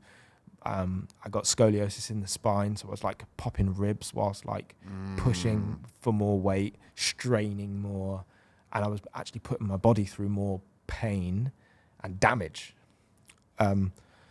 And long story short, after 2 months, I got to like 120 kilos with my left leg. Wow. Yeah. So, but I had all this pain and everything. Everywhere else. Yeah. But I've been taught as a kid, just get on with it and deal with the pain later. So that's what I did, and I used to do everything: play tennis, play rugby, play basketball, fall over, hit my head, bleed to death, and carry on. Yeah. Yeah. And I remember I had a tennis coach when I was younger, because I wanted to just fit in, do everything, where, running, I'd scrape my feet, so I'd put holes in my shoes. I remember just trying to play tennis, and my tennis coach being like, Nick, your foot's bleeding and you've got a hole in your foot, basically. And I'd be like, no, don't worry about it. I'll deal with it afterwards. So I'm used to dealing with the pain afterwards. Just go with it, deal with the pain afterwards. And that's what I did. And all I cared about was getting myself physically fit to race cars. So my first race came around, never driven a car before, never driven anything in terms of motorsport. And the whole world is watching me, because Lewis is one-time former world champion at this point, and I'm his younger disabled brother, and the BBC are there. So I've gone from this gamer to 2 months later being this fully fledged racing driver that has no idea what he's doing. I've got all these adaptions in the car, and I qualify last, which I'm expecting to do, but I'm only 0.2 of a second behind the guy ahead. And 0.2 of a second is not a lot. No. So I was like, that's really cool. So my dad, who is pretty brutal, he's a brutal character. He was like, we don't want you to be making mistakes and crashing the car, because I haven't got the money to fix it. So he would be like, don't make mistakes. And I'm like, but I've never driven before. I don't know. And when you're racing these guys, just not crashing is actually hard to And that's do. Not always your choice. And it's not always your choice. Yeah. So I did my first race. I qualified last, and I finished last in my first race. Fine. In my second race, I didn't qualify last. I qualified with 4 people behind me, right? And I think that's just great. And all these people are able-bodied, right? And I'm racing in it's the toughest one-make series in the UK. All the protégés that want to be touring car drivers are driving these cars, and they've done karting for years. Forever, and years, yeah. And I've done nothing. So I had people qualify behind me and finish behind me in the race. So we're making amazing progress. Sorry, I'm telling you the whole thing. No. And then I get to the third race of the season, which is Thruxton, which is the fastest circuit we have here in the UK. And you're doing 100, in a Clio, you're doing maybe 110, 120 mile an hour. And practice comes around, and I show my lack of experience, and I crash heavily into this barrier at 110 mile an hour, and I hit this barrier and catapults me in the air, flip around, and I just like land on my side. And now I'm like, how do I stay close to the microphone? But I'm literally like this. So I'm no longer upright. My roof is my passenger window. Yeah. So I've never, ever been in a crash before, right? And I'm just a 19-year-old kid, now had a heavy accident, and I'm all disorientated. I got knocked out on impact, and then I landed and regained consciousness, and I can see smoke and everything. So I'm like panicking, because on the like films, there's no smoke without fire. Yeah. And like Fast and Furious or whatever, they hit the wall and explode. Yeah. So I was like, yeah. I'm going to die in this thing. Yeah. And, you know, it shows where you are as being related to Lewis, because the first thing a marshal said to me was, wow, your brother's not going to be impressed with that, right? Which is the first thing he said to me. And I've literally just had the most crazy accident and I feel scared shitless. And I'm being compared to my brother at this point, which was horrible. And so I went from this kid that been in a race car, been gaming, to overcoming and getting stronger with a disability, to racing for the first time, to having his first massive shunt. And that's traumatizing, you know, and it affected everyone. My mum's crying, my dad's upset, you know, and they're like, we shouldn't be doing this. We don't want to be racing. We don't want you to be racing it. We don't want you to be killing yourself or risking your life or whatever. It's not worth it. And so it scared me. And I did the rest of my year, and I did a great job. And by the end of my first year, I was, I started qualifying last at the start of the year, which was like maybe 20th out of 20. And then my best result was P9 at the end of the year. So I was, in the top 10 by the end of the year. Yeah, that's awesome. Which is great. Yeah. And then that's just how it started. And then it was when my dad was like, I can't afford to continue racing with you. I want to say a massive congratulations to the team at Fist Handwear, because starting right now, Fist is proud to be officially distributed in the US through a partnership with Parts Unlimited, bringing their gloves to riders all across the US. That means it is easier than ever to get your hands in a pair, no matter where you are. I've been banging on about how amazing Fist gloves are for the last 10 years, and now it's easier than ever for US riders to get a pair of their own. If you've heard me talk about them on the podcast before, but never tried a pair of your own, now there's no excuse. No matter what you ride, motocross, BMX, road, or even on the job, Fist has a glove designed for every condition, from blazing heat to icy cold. Apart from being the best performing gloves in the world, they also have a design for any flavor, from wild prints and bold graphics to collabs with some of the world's best athletes. And it doesn't just stop at gloves. Fist has moto socks, tees, hoodies, and hats, the full kit and caboodle. I've trusted Fist for over a decade, and I don't plan on changing. Do yourself a favor, join the Fist army today at fisthandwear.co, or head in to your local dealer and tell them that they need to start stocking Fist. So what's the season cost at that point, you reckon? So for Clio Cup, it was like 120 grand. Which isn't cheap. Which isn't cheap, just for entry level, not entry level, but basic motorsport. And I realized at that point, it was more than racing for me. It's what made me feel accepted. It's what made me feel like I had a purpose and I had something to drive for and I had a passion.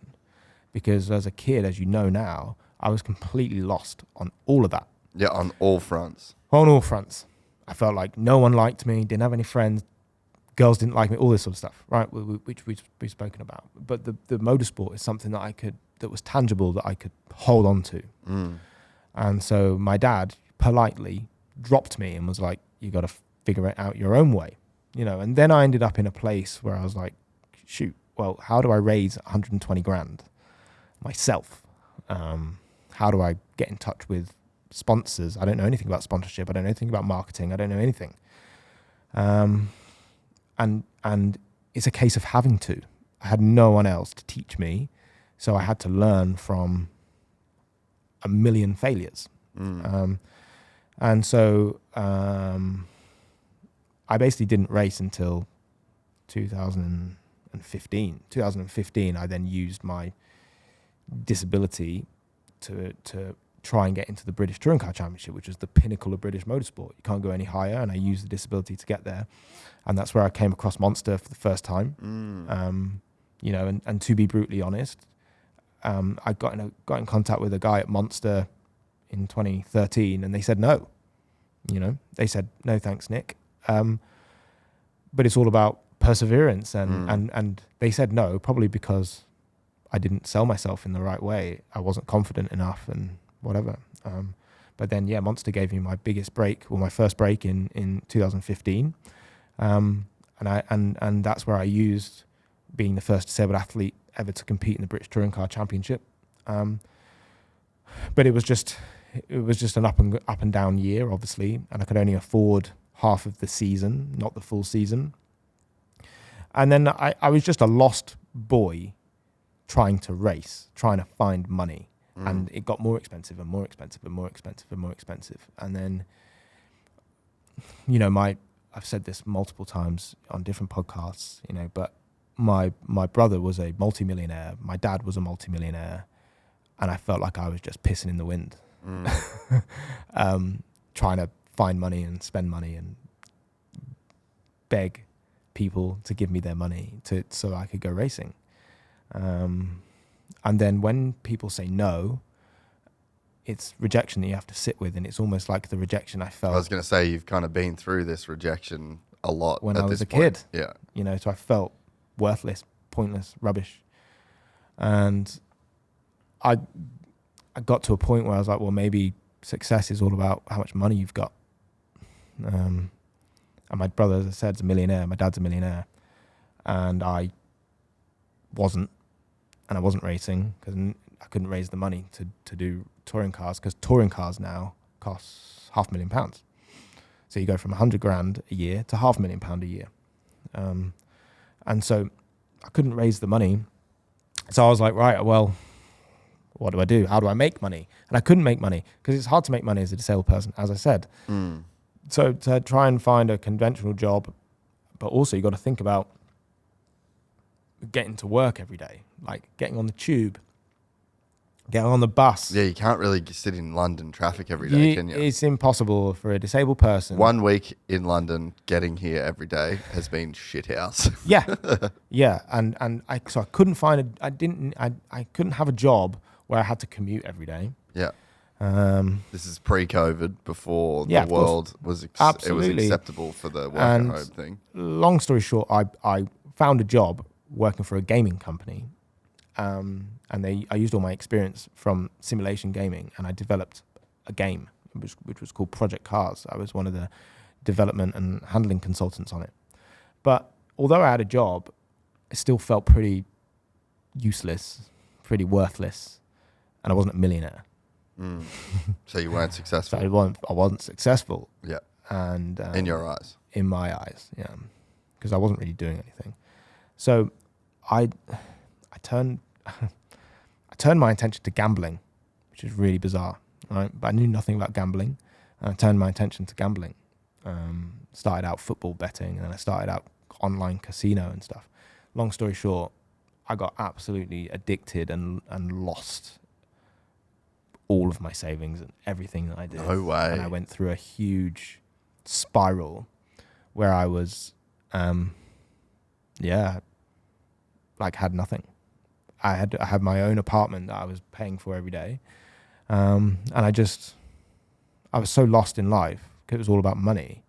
And I was literally gambling my whole life savings. And my life savings, by the time I got to 23, I had not hundreds, I had thousands of savings, which was good. Yeah. You know, I fucking lost it all. You know, and now I'm stuck. Now I'm really stuck. And especially when your brother is a multimillionaire. Yeah. You don't want it to get out that you got a multimillionaire and his brother's struggling from a gambling addiction. Yeah. So I wanted to protect Lewis as much as I could. Yeah. So what was your relationship with Lewis like throughout your whole childhood? Because it's probably one of the biggest shadows that a person can be in, you know? Yeah. I mean, me and Lewis, we have a great relationship, especially when we were kids. You know, we were playing together all the time. We were playing shooting games, racing games. We just played together all the time, you know, and I looked up to him, and he got me through a lot and helped me through a lot. And he's a big part of my resilience. You know, he would never treat me like any other, like a disabled child or a disabled brother. He would punch me and he would kick me and he would do all that sort of stuff that you would do and play fight like you would with a normal or able-bodied brother. So I felt accepted and great by him. But just life changes. You know, we went from 0 to 100 pretty quick. Lewis went from, you know, a kid with a dream to a kid living his dream, and we were all there and supporting him. And then obviously he made some money and moved on, moved out, moved somewhere else, and so you see him less. Yeah. People want him more. So, you know, he's flying around the world now, and so that was what it was. And did he deal with that well, do you think? Like, was it hard on him to go through those changes? Because I mean, I've got friends that have been in his job before, and I think that it's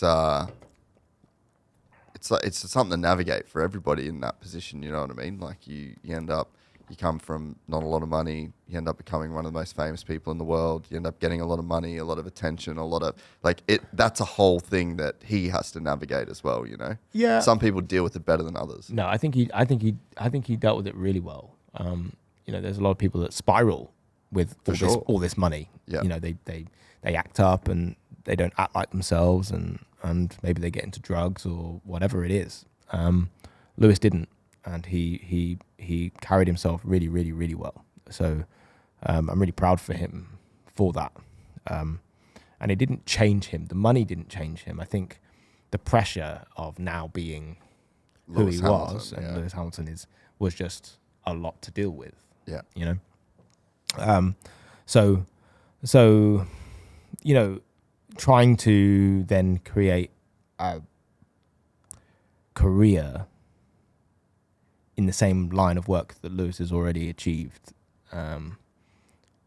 Plus I have a disability, plus I don't have the money to do it either. And I don't go to Lewis for the money because I wouldn't do that. And so, yeah, so you never asked him for help to race? Never. Do you reckon he asked him. would have? Absolutely. Yeah. He would have, but I would have just felt guilty. Yeah.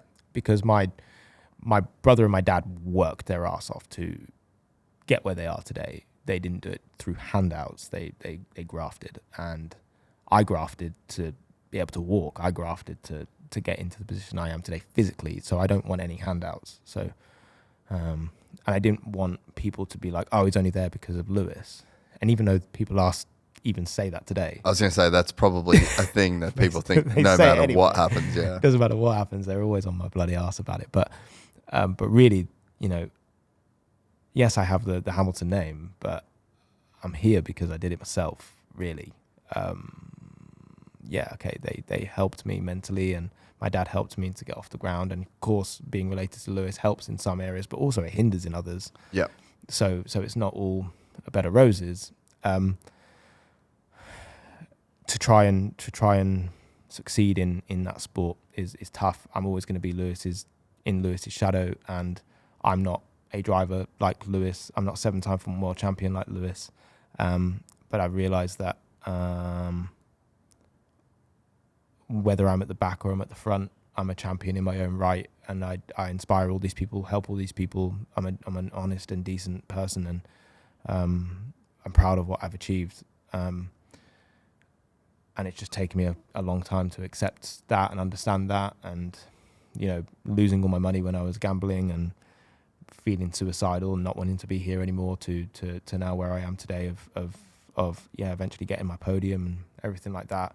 Really, it's a personal story. It's a personal achievement. And I didn't do it for anyone else other than myself. And now I sit here today as a Monster Energy athlete, being sponsored by Monster since 2015. So I'm in my 11th year with them, and not just Monster, but some amazing, world-renowned brands that are behind me. It's not just fish and chip shop brands. Yeah. It's people that really believe in my journey, really believe in my story. And I get to live my dream that I had when I was a kid. So it's been a pretty cool journey, but a really fucking stressful one as well, because you're getting judged by people Everyone. the whole time. Yeah. People comparing me to Lewis, people not liking me because they don't like Lewis. Yeah. Fucked people, if you do, fucked if you don't. Yeah, people giving me shit even when I do well. They're still pulling me down, and that's a real struggle, because even though I have lots of support, and the support I have outnumbers the negativity by 100 to 1 or 90 to 1, it's still the negativity that damages you, even though it's only a minor thing. So it's been rough. It's been tough. I'm not complaining about it because I wouldn't change it. I'm proud of it. That's the reality. But that's the reality of it. So how do you get hooked on gambling? See, I've just never had that gear, bro. I don't know. For whatever reason, I would have put, I reckon, in my entire life, fucking 100 trips to Vegas, had sports betting apps. I reckon I've maximum bet $900 in my entire life. Really cool. I just fucking can't mentally do it, eh? Yeah, so I knew nothing about it. And I've written about this in my book. I released a book in 2024. So this is when I was really open about it, because I tried to really contain it. Mate, it's a massive fucking issue in society. Yeah. It's insane, bro. Yeah, so I came across gambling through a friend of mine who was just putting bets on a football game. Yeah. So he was an Arsenal fan, and he was betting how many corners Arsenal would get or whatever. And it was like a £2 bet.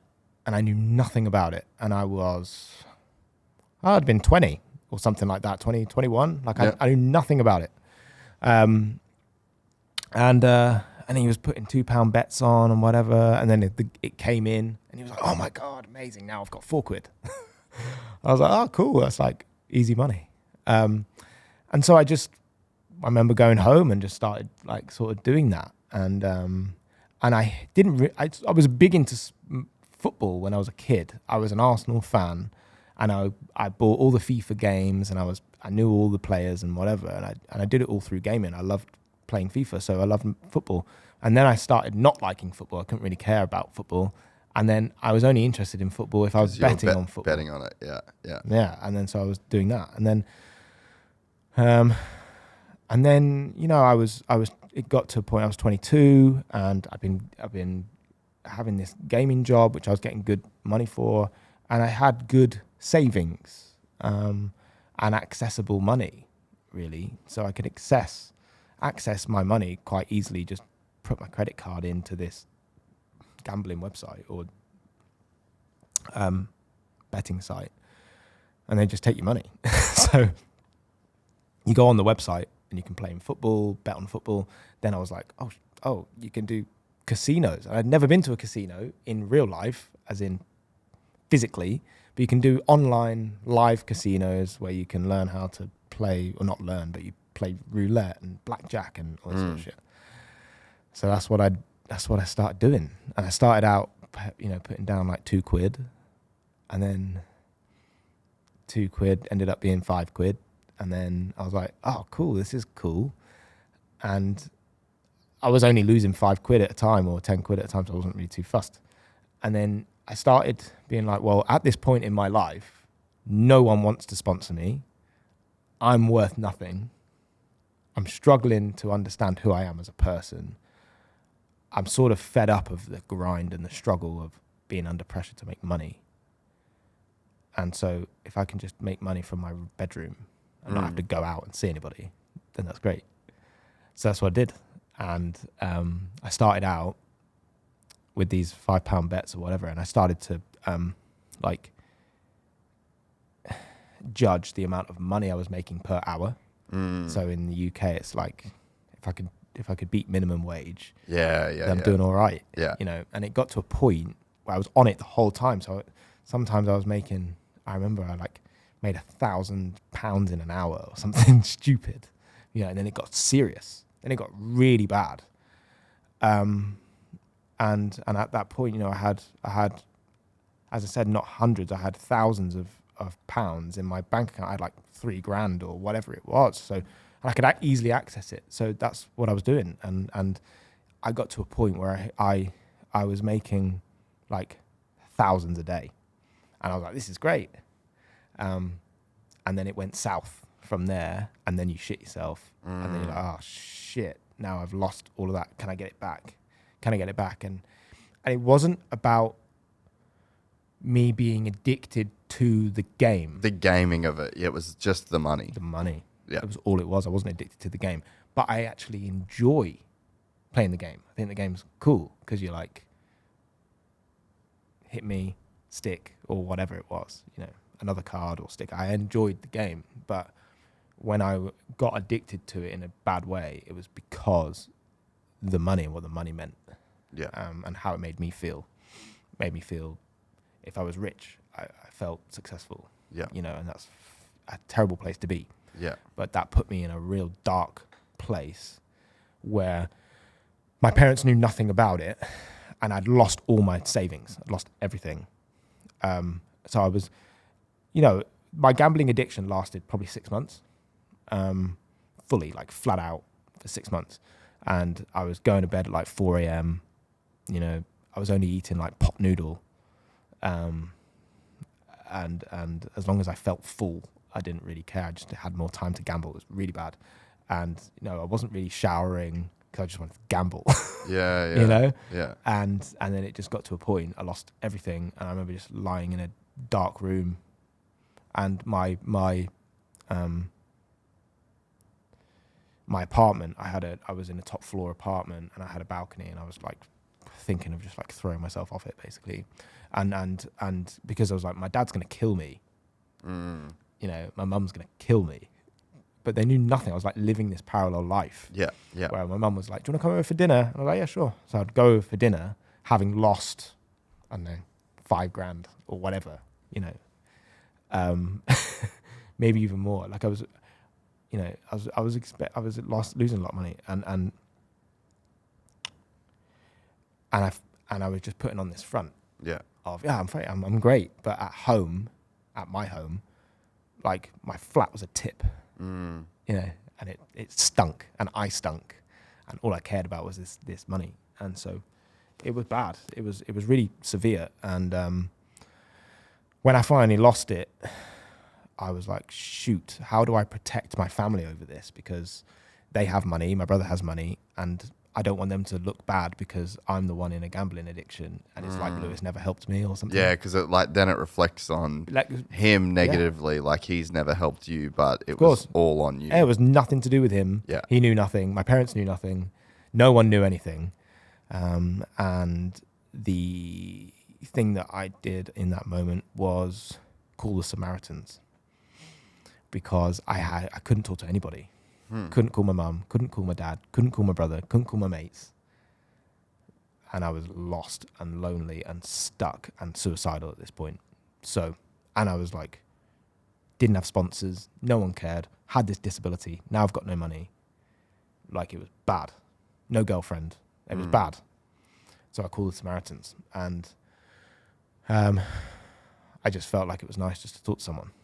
And with the Samaritans, they can't give you advice, but they can be there on the other side of the phone or the other end of the phone. And then I plucked up the courage like a couple of days later to talk to my parents, and they took it a lot better than I thought they would. You know, they were like, all right, well, that's a shame. And my dad was like, gambling and casinos are out there for everybody. It's quite easy to fall into, to be honest. Yeah. And he was like, he did it as a kid, you know, going to a casino and whatever, and he's lost money and he's tried this and he's tried that. So he understood it, and he was just like, just don't do it again. And it was hard to not do it again either, because you're addicted to it. Yeah, man, it's one of those things that we build up those kinds of conversations in our head as so huge and so hard to have. But man, I just think that taking accountability and apologizing to people and saying, hey, I fucked up. I cooked it, and this is where I'm at. It's never as bad. Like if you really go to people that love you and care for you with honesty and vulnerability and accountability, by definition, those people will support you. Yeah. And it's just not as bad as you think. And you just wonder how many people have lost their life because they didn't want to have that conversation or have burned bridges. And like, I've had people in my life recently where I'm just like, we've had some shit go on between us, and I'm like, dude, if you just fucking apologize, take some accountability of this situation, everything goes away. Yeah. But until you do that, I just can't help you. Of course. And it's like, it's so much easier than people make it out to be. And it's like, it's just accountability, saying sorry, and people that love you will be there for you in that moment. But it's, for whatever reason, it's like human nature for that to be the most difficult conversation you can have. Yeah, it was tough. And I was surprised how easy it was. Yeah, and how easy and how well my dad took it. Because as I said, I thought my dad was going to kill me, and he didn't. And he even said, if you need some money, let me know. You know, and even then I was like, no, I'm all right. I'll figure it out. You know, because I don't take help from anybody. I never have, all the way through my life, all the way through my disability to now. I'll never be like, no, yeah, can I have £5? Never. I'd always try and find it. And so, yeah, it made me realize it really wasn't that bad. And then I lent into my mum, who helped me regain some structure in my life. So she was like, Nick, the reason why you feel so rubbish is because your flat is a tip and you're living in shit. Yeah. So when you're living in like clean environments, you feel good. Yeah. Because everything looks good and it's clean and it's tidy and it's hoovered and whatever. So she was like, get up, put your trousers in the drawer, hoover the house, whatever it is, cut yourself off some off your gambling, and you'll feel better. So my curtains were now open, light was in the apartment, fresh air. And I started then going back to the gym. Because I need to get out of my environment that I was in. So I got out of my environment, started going to the gym, came back, starting actually cooking food, all that sort of stuff. And it wasn't that just easy, like, right, just cut everything. Like I still had that, I want to gamble still. Yeah. Because I'm still so annoyed that I lost all that money and it's hard to make it back. Yeah. Physically. So I was like, I just want to do it again. And so it took me a while to wean off it completely. But I gave my mum the control of my bank accounts because I was still getting money in from my work and everything. So I was just trying not to spend all of that and only spend it on my rent and everything that needed to happen. And it took me a while. It took me, a year to really, really rebuild my confidence. And I then really threw myself into motorsport again and was like, right, I want to raise money to go racing. And I picked the Renault Clio Cup again. Even though I'd already done touring cars, I knew that would be hard to raise the money to do. So I picked up the phone to try and do Renault Clio Cup, and I found the money to do that just through pushing my ass off to do it. And then I started back in the Clio Cup again, and then I got into the British touring cars, and I haven't left since. And I then started to build my career, which was racing using my using my disability to race, And then I found public speaking and after dinner speeches and all that sort of stuff. And it's a really cool industry to be a part of. And then I ended up racing constantly and doing public speaking, making money out of public speaking, which is great. And then I was on this upward trajectory. But physically for racing, it was tough because I chose to race in the British Touring Car Championship, but I couldn't raise money to be in a good team. I could only raise money to be in the worst team on the grid, right? And so I used that because I could. It wasn't easy, but it's a lot easier to find half of the top money. I could find half of it to be on the grid anyway. Yeah. And I just used it, A, because I get to race still, and B, help people, inspire people, and build a career out of it. And so I was quite smart by doing that. Built my career on the other side, being a public speaker and an advocate for disability, and started to inspire people, help people, and realized that to help yourself, you have to help others. Yeah. And I started to do that. And then my book came out, and I stood for so much more. And then this year was like, right, I don't know whether I can drive touring cars or not, if I'm actually any good, because I've never been in a top car. I've got a lot of traumas around crashing and people thinking I'm rubbish and always saying that I'm only here for Lewis and I'm not good enough and I'm not this and I'm not that. And I'm the most liked and also the most disliked person on the grid, because people love me for what I do, but for some reason just hate me sometimes for just breathing. And so I decided, right, I'm going to work hard, really hard, to raise the funds to now go into a top team. And I raised £500,000, which is the most I've ever raised in my life. And I'm in the top team now, and I've achieved more in the first 4 races than I ever have in my whole career. And this year is specifically around racing. It's not about trying to make money, trying to make my career have longevity. It was, can I race? Can I drive well? And the answer is, yeah, I'm all right at it. I'm okay. I mean, and that's kind of the full circle moment in a way, right? Like, I feel like so much of your racing career at the start was about a lot more than just racing. Yeah, of course. And now you've kind of gotten to a place where it's about the process of being a race car driver. And I feel like in life, when you are just focusing on the process and enjoying it and doing it for the right reasons, the outcomes that follow are always the ones that you kind of wanted when you were doing it for the wrong reasons. Yeah, I don't believe I was... Not the wrong reasons, maybe a different way. I was just racing for different reasons. Yeah. And I was trying to, if I could make 50 grand profit out of racing, that would help me with my life. And that's what I tried to do, and that's what I did for a good number of years in touring cars. But then realized that, like, because I wasn't finishing where I wanted to finish, or because I wasn't in a car that I wanted to be in, the money in general became meaningless. So I've taken a complete full circle where it was like money meant everything, and that's why I gambled everything, to I don't really care about the money. I want to feel good about myself.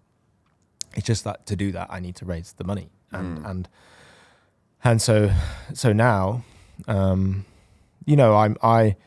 feel like I never thought that I was a very good driver because I wasn't winning races. Yes, I'm the only disabled athlete in the pinnacle of British motorsport.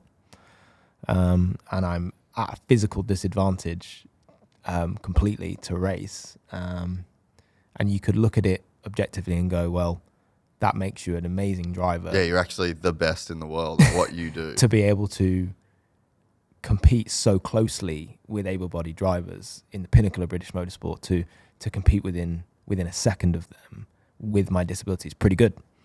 But I never use that as a barometer or as an excuse. So I just class myself as an able-bodied person, really, in that moment. And so I was always like, I can drive, but I'm pretty rubbish. And people always said to me, he's wasting his seat, and he's this, and he's that, and he's not good enough. And so I had to do a lot of work on myself mentally and realize, you know what, Nick, you are pretty good.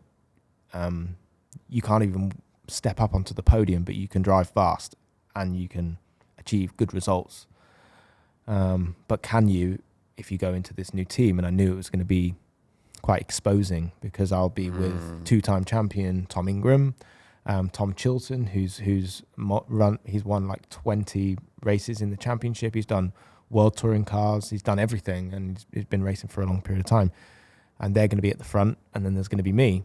And, you know, people might be, I told you so, Hamilton's a piece of shit. You never know. And that's the thing with social media these days. It's those comments get to you now. They get to your eyes. Yeah, they actually read reach them. you. Yeah, you actually read them. So that was hard. And this year I've only done 4 rounds. We've done 4 rounds of the season so far, and you know, points finishes is all I need, is all I want right now. We've had points finishes. We've had our first trophy, you know, and we're now in the mix. And it's, there's a lot more for me to do, competitive wise, or to improve myself and improve my driving. But yeah, I don't do too much of a bad job. So how's the car set up now? Are you still using all foot controls, or are you going to some hand control stuff now? No. So the way my car is set up is most cars, or all cars, have 3 pedals: accelerator, brake, and clutch. I have specially modified pedals, which is just 2 pedals, accelerator and brake. But the brake is really, really wide and thick, so it gives me more surface area to put my feet in. The same with the throttle.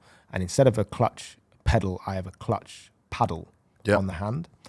But the clutch paddle is quite temperamental sometimes, with it being electronic and hydraulic. That would be tough. Yeah, it can be tough. So this year, I actually also have a hand lever. Yeah. So it's almost like a World Rally car, when they've got the handbrake right next to the steering wheel, right next to the gear lever. Yeah. It's like that, but for the clutch. So I've just been messing about with my starts, whether I use the hand paddle to do the starts, whether I use the hand clutch. And we only need the clutch to pull away, basically. And so that's how it's all developed and modified for me. But because of all the things that I need in the car, the electronics crazy, the draining on the battery is mental. So there's lots of stuff in my car, technology-wise, which is what makes me able to drive it. And then obviously my seat insert is specifically modified and molded to my body, but the way my legs work, because I don't flex my ankles and it all comes from the thigh muscle, you've got to be able to use it. I have to be able to use everything, and it's a domino effect. So if I'm literally 1 millimeter out on my leg, it affects everything. So doing a seat fit and getting the seat right can take up to 12 hours. Like it's a stressful time, and we've just about done it. So let's talk about the day where you got on the box. How was that day overall? Did you have a feeling that you're in for a shot that day, or? No, so obviously, you know, the podium wasn't an outright podium, right? We have something in the championship called the Jack Sears Trophy, which is for drivers that haven't been on an outright podium in the championship, and so it's a championship within itself. You have the Independence Championship, where there's a trophy available every race, and there's 3 races each weekend. But with the Jack Sears Trophy, and there's like 10 of us, whatever, you have to beat everyone collectively over all 3 races. So you have to be consistent in all 3 races. Yeah. So it's actually a harder trophy to win if it's not a outright podium. So so the day started, and you know, anything above P15 to P12 is good for us, because pretty much everyone on the grid has been on the podium or won a race. So you're up against multiple race winners, championship winners, you know, the likes of Gordon Shedden, who's been in the championship since I was a kid, you know, winning races, and I'm now racing him, you know, and I have to remind myself, like, I watched these people drive past me when I was in my wheelchair, when I used to watch touring cars and go to the races to watch Lewis, he was following British touring cars because they were on the same package. And now I'm racing these guys. I have to remember that. So at the start of the day, I'm just here to develop and keep moving forward. And every track that I go to now, I'm finding like a second in lap time because I'm in good equipment. And when you're in good equipment, I haven't maximized my equipment, but I'm only bloody 3 races in. It's a new environment, it's a new team, there's a lot to learn.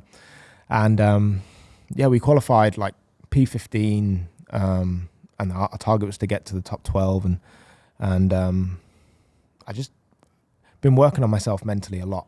I'm really mentally fragile, I would say, especially around my motorsport, not around my disability, but around my motorsport, super mentally fragile. So I've been working a lot on my mentality. And how does that show up?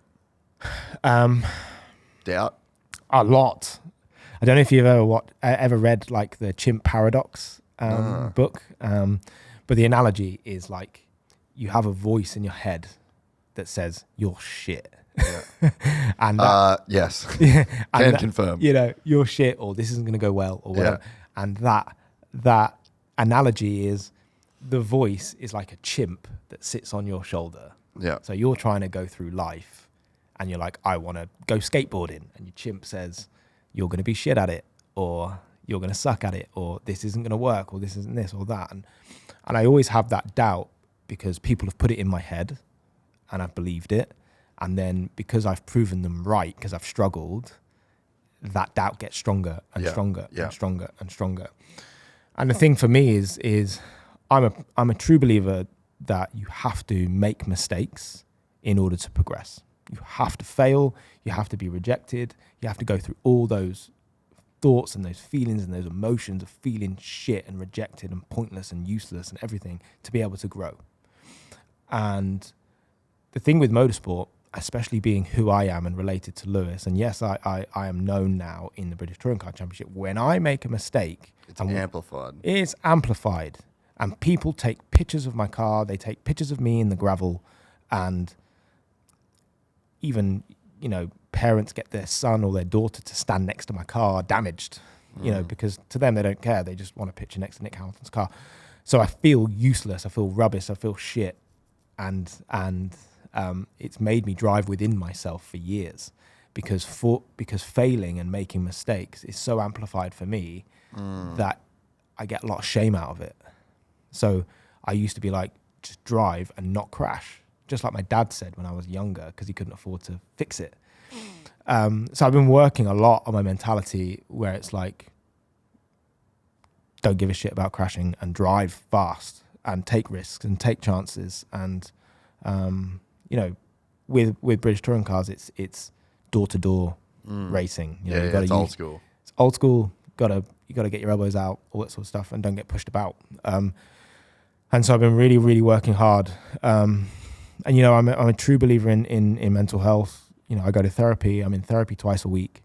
I'm always trying to develop myself, understand who I am as a human, understand other people around me, how I can be better, understand how I am in the car mentally. And I'm so proud of my mental growth. Yeah. I've gone from a kid in a wheelchair to a guy that was suicidal after losing everything financially to now still racing to developing as a racing driver. And so all of that. Cool, hot girlfriend.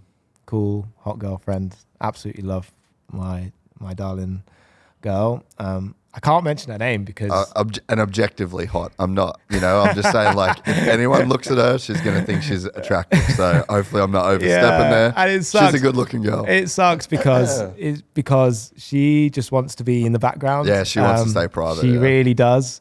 But I absolutely adore her. Can confirm she's real. She is real. She's quite cool. She's so bloody cool. And she's cool that she wants to stay out of the public eye too. Yeah, of course.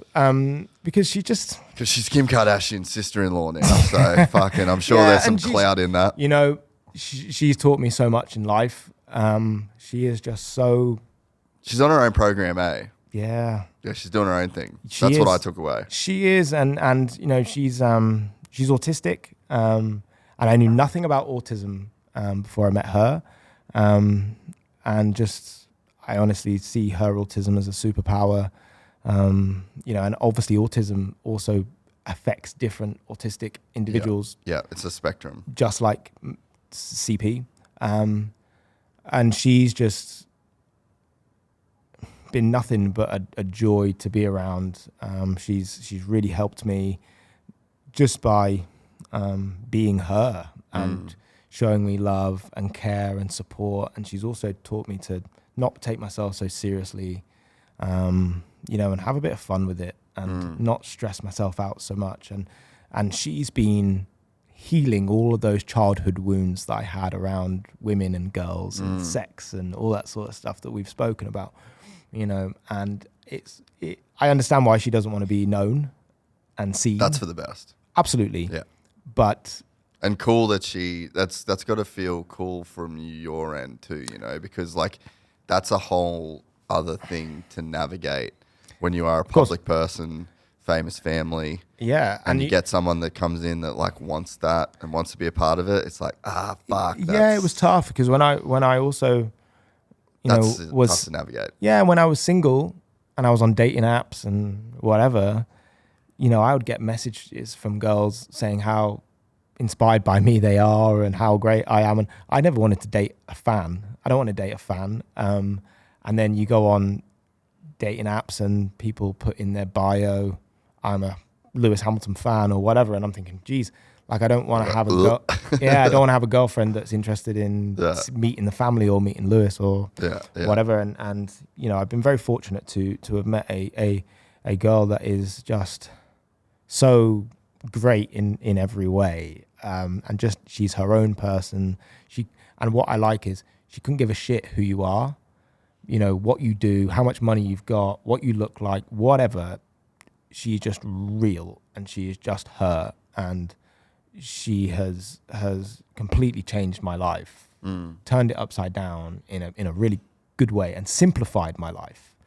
And I understand why she doesn't want to be, she doesn't want people to know who she is. But also at the same time, I really want to shout about her because she's just the bollocks in my eyes, and she's like, it sounds weird. She's like my mum. And what I mean by my mum is my mum also wants to be in the background. But these people that are in the background that have made me who I am today and so strong and so happy, I want to talk about those people that have helped me, because without them, I wouldn't be sitting here feeling the way I feel and achieving all these things. And honestly, my better half, she's completely changed my mentality when I come racing and when I'm at a racetrack, because what I realized is really important. And it also goes back to when I was 10 years old, this moment at 10 years old with this 10-year-old girl when I was 10 years old in class, when she's like, ugh, that affected me so much, where I didn't feel loved. I didn't feel like I belonged anywhere.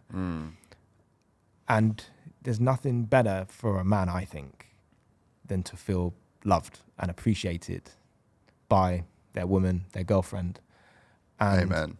Regardless of where I finish in a race, what I do, my girlfriend loves me. And it takes all the pressure away, because you don't have to be this super strong, masculine man constantly that doesn't show emotion, that doesn't show weakness, that always has to be strong and can't cry and can't struggle. She's taught me that actually that's a load of bollocks, and real men cry, real men get emotional, and it's important to lean into your girlfriend and also lean into the things that you struggle with. And the right person will love you regardless. And so I sit on the grid now, and she's with me at every race, and she's like, well, whatever happens in this race, we're going to go home and we're going to have a hot chocolate in front of the fire, sit with the dog, watch TV, and have a nice night. It's all good. drive your car as fucking fast as you can, and I'll see you when you get back. And that completely changed my mindset, you know, to where I ended up getting this podium, you know. And so all of it is a culmination as to why I had so much emotion on that podium. And yes, it's not an outright podium, and I want to work towards an outright podium, and hopefully I'll get there. But to be honest, just that feeling of what it's like, it was like I won the championship. The amount of people that were there supporting me, shouting my name, and I wasn't there as Lewis Hamilton's younger brother, I was there as Nick Hamilton, and having achieved all these things. And it's because of everything that's in the background, and you need to have a good support mechanism and good people around you. And a lot of it is especially these days, is because of the girlfriend that I have, that I understand why she doesn't want to be talked about, but it's a shame because I want to shout about her because, as I said, she's the bollocks. Yeah, keep it for yourself. Yeah. Hide her away. I will. Akrapovich, I will say this, best built muffler for the money. I've never owned one in my life. They f*** those things. Dude, $1,600, dude. Yeah, I ain't doing that. Yeah, you will. You'll do it. Damn you, Chris Kiefer. They've got one. This part fits your ride. 1,300 with shipping. All right, let's go. So now we hurry up and wait. Oh, that was quick. Yeah, already. That's unbelievable. That happened so fast. Because this order was over $79, it qualified for free shipping. And Kiefer was right. This might be the most well-built exhaust I've ever seen. And we wasted no time fitting it to my YZ450.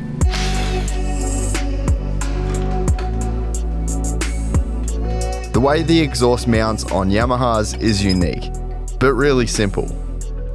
And in about 20 minutes, we have transformed the look, the sound, and the engine characteristics of this 450. All that's left to do is hit the track. As usual, Kiefer was right. The Acro took the power of the Yami and put it in all the right places. It was smooth off the bottom, but still meaty, and I loved the new exhaust note. To transform your next ride, hit the link in the description and head to motorsport.com. And right now, if you head to motorsport.com/win, you can enter their ultimate ride sweepstakes and win a YZ450F of your own. No, I mean, it's so true. Everything that you said is so true there, you know, and it's so cool to find that in a person. And, you know, I always say that it's okay to not be okay. Absolutely. You know, like I think one of the biggest fallacies and one of the biggest pressures in modern society, and you can blame it on so many things, but it's just, how you going, man? Oh yeah, I'm good. Yeah, No, real but good. how are you? Yeah. Are you okay? You know, how are you? but people really struggle to, you know, admit that, and people struggle to come across as weak or as to, you know, be insecure. But it's like, it's so fucking natural. It's so Absolutely normal, and it's okay to have those feelings. And as well, like you're talking about that monkey on your shoulder. I had a thing on this trip actually. Like, so I've been doing this for 8 years now. And at the start of this, I was incredibly insecure, and I was incredibly stressed, and I was incredibly anxious about almost every fucking show that we did, you know. And the conversations was fine. Like, it was never this part of it. This part's super easy, right? But it was like, is the lighting good? Is the cameras good? Am I going to fuck the audio up? Is this going to happen? Is that going to happen? It was so much around the like stress about, it was almost like performance anxiety of just like getting everything right to where it can run. And I would go on like a trip like this years ago. I would have just been fucking tripping the entire time because we've done like 20 shows in essentially 4 weeks. And there's so much that can go wrong, and there's so many variables, and that voice in the past was so loud and constantly there and so debilitating. And I noticed on this trip, I even said to Ron, I'm like actually not stressed at all. Of course. Which is quite weird. But it was almost, it's like a little bit of proof that even to myself that like, oh, this kind of can get better. This isn't, like you would just think that this is a thing that you're stuck with for your entire life. Absolutely. You know, and it's like, and I would have over all of those years, and it has just sort of gone in the background in this one specific area of my life. But it's like a really good example that if you just keep showing up and you keep working at it, like that voice does not have to define you. That voice doesn't have to be real. It doesn't have to be a thing that you constantly believe. And over time, it'll just fade away if you keep doing the work. If you allow it to. Yeah. Yeah. Because it's very easy to keep listening to it. Yeah. And it gets louder and louder and louder. You know, but there's definitely one thing I want to say on here, and that is all around masculinity and toxic masculinity and men believing that they can't show any weakness and they have to be this macho man constantly, and they can't talk about their issues and their problems, because if they do, they're a weak man and they're not strong enough and they're useless as a man. And that's and apparently girls and women don't like that, so you know, you have to put on this front, you know, and you don't want to go to therapy because apparently people that go to therapy are weak men. You it's know, gay, and it's apparently that. You know, so you know, one thing I 100% stand for is therapy, and realizing that what we have been told as men is masculine is actually a load of bollocks, and there isn't. And it's not just toxic for yourself, right? It's toxic for other people too. You know, I mean, I guess it's not just toxic for the other people, because when you hear toxic masculinity, it's like it's toxic to the people around you. Yep. No, it's toxic to yourself. Of course. It's not, and like that's kind of the thing too. Yeah, because you're putting on this front, and actually you're just lying to yourself the whole time. Yes. And if you want to talk about being a man, like real men, first of all, your job as a human is to be nice, is to be kind, and is to be decent, caring, and also loving to everyone around you. Everyone matters. Yeah. Even if you see a person in the street, offer a helping hand. That makes you a real human. And that's what real men do. They are helpful, they care, they're loving, they're supportive. And I think a man should be solid, but you don't have to be solid the whole bloody time. Yeah. Right? Yeah. You are a man that does have weaknesses, and if you are open and you mention your weaknesses and you talk about your weaknesses, that is the best you can do in that moment. Is say, I'm struggling, I need help. Go to therapy, talk to your missus, talk to whoever is going to help you. Because I see these men that are like, nah, bro, I've got this. And if you cry, you're weak. I'm like, mate, you're just a fucking idiot. Yeah. You're not cool. Yeah. You're an idiot. Yeah. You know, and it's quite scary, because you grow up in a way of, I've always thought about girls. What do girls find attractive?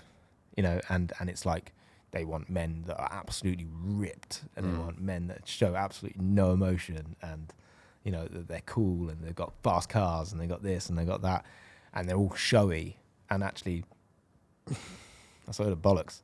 Like, women want men that are secure within themselves. And by secure, that doesn't mean being a guy that doesn't show any emotion. Being secure is by understanding who you are as a man, and understanding that you have your own issues, and that you're okay with taking accountability for your actions, saying sorry, and progressing and moving forward, and I've just seen so much over the years of these people on social media pretending that they're cool and they're absolute assholes, but they think they're cool because they're ripped, they're buff, or whatever. But actually, they're struggling inside, and I feel sorry for them, and I would love to go and help them if I could. Yeah, couldn't agree more on the therapy thing. 100%. Like everybody should. Maybe not everybody. Maybe I'm over prescribing it, but I mean, I think there's value in it at every level. I mean, when my wife and I got married, I was like, we're going to do couples therapy. Like literally newlyweds, happily married. Absolutely. And I'm like, this is what we're fucking doing. We ended up getting insanely lucky. I talk about it all the time, but we ended up getting insanely lucky meeting this one lady, and she's in California, and we've married 3 years. So we've been seeing this chick for 3 years. And sometimes it's once a week. We probably haven't spoke to her for a month. Like it's just our schedules and I'm away, whatever. But she's always been there. She's a person that now knows us completely. And that process, man, it's just accelerated how like good our relationship is. Absolutely. And I mean, even last, like, it's funny, I'm not going to go personal. I had to give my wife like a stern talking to last night about basically just her fucking carrying on. And it's like, I've been kind of hinting for a couple of weeks. I'm like, hey, this situation is going to blow up in your face. If we don't address this, I'm happy to address it. Like, let's do it. No, you're not home. Let's wait till you get home. We can talk to him. I'm like, all right, that's what you want. I'm going to respect that. Like, this isn't going to end well. The other day, finally blows up. So I'm like, have to have a very stern conversation of like, oh, I told you this was going to happen. And now we're in a worse place. But the conversation that we had, like, there was I had to be like very stern about, this is what you did. This is why this happened. I knew this would happen. We've been avoiding this. This is the result. And that in the past is a massive blow up. And it's just, it wasn't. You know, and you can get to the result and there's tears and there's all the fucking nonsense that carries on. But you get there with like really good, solid communication, emotional intelligence. And that literally comes from work. Like that's from 3 years of 3 people having deep, hard, meaningful conversations. And like, dude, I feel so fucking blessed to be able to be the kind of man in the relationship that can have those kinds of conversations with my wife. It's not a blow up. It's emotional. There's tears. There's all of the things, but it's like not negative at all. And it's like, that took work. That was not how we could have resolved that conversation years ago, you know? And so it's like, it's such a fucking blessing and it's such a gift to be able to have those skills and to like have those skills together, not even just individually, you know? Yeah. And I think for me, I think my job as a man with my girlfriend is to be always supportive of her, to make her feel understood, valued. You know, I think there's men in the past that are, oh, my girlfriend's always on my case, and she's always whining, and she's always groaning, and she's always this, and she's always that. And I'm thinking, that's because you're not showing up. You're not making her feel solid. You're not making her feel heard. You're not making her feel understood. You're not making her feel supported, you know. And I think a lot of women are struggling to rely on their man to get stuff done, to be a supportive husband, to be a supportive boyfriend. And you know, a lot of men, I think, struggle to really give them the time that they need. You know, when they go out and they show you their nails or whatever, what do you think of this bag, or what do you think of this? There's a lot of men like, I'm watching the football, leave me alone. Yeah, you know, and it's those little tiny bits that make your girlfriend, make your woman, make your wife feel like they're heard, like they're valued, like they're understood. You know, and it's actually not that difficult to be a supportive person, to be a supportive man, to be a supportive husband. And when stuff doesn't go well, the worst thing you can do is argue with argue with your girlfriend or your wife or whatever it is. And yes, I think we've all made mistakes by blowing up and arguing. But actually, what I've realized, especially through my relationship, is we argue, but we argue with respect. Yeah. And that's really important. Yeah. Well, and studies show there's actually an awesome book. Are you a big reader? I'm not, but I can listen to audiobooks. Right. So I can't, the title, I'm going to send it to you, but it's basically like the 7 healthy habits of a marriage It's like when we got married, I was like, I'm just going to read like whatever's the most sold book on marriages. Yep. This is what I'm going to read. But this guy studied, basically he would have people come in to this apartment and they would stay for the weekend like couples. And then they would basically you couldn't see any cameras. It was just an apartment, but everything was filmed and everything was recorded. Mm-hmm. So they studied these people's actions. Then they went away, they did their analysis, but then they followed in every 12 months with the couple. Yep. So they have like years and years and years of data on people who actually ended up divorced or people that stayed together. Yep. And so many times, like your initial reaction, and I think this is like also a bit of a fallacy in relationships, is like that you shouldn't fight or you shouldn't argue or you shouldn't have tension. Like the right person will be easy. No. Like what in life that's worth having is easy. No. Was it easy for you to become a race car driver? No. Was it easy for you to get out of your wheelchair? No. Like nothing that we have in life that's worth having is easy, but we expect that our relationship should be easy and there shouldn't be friction and there shouldn't be arguments. Absolutely. And I have literally broken up with girls because I'm like, it's too fucking hard. Yeah.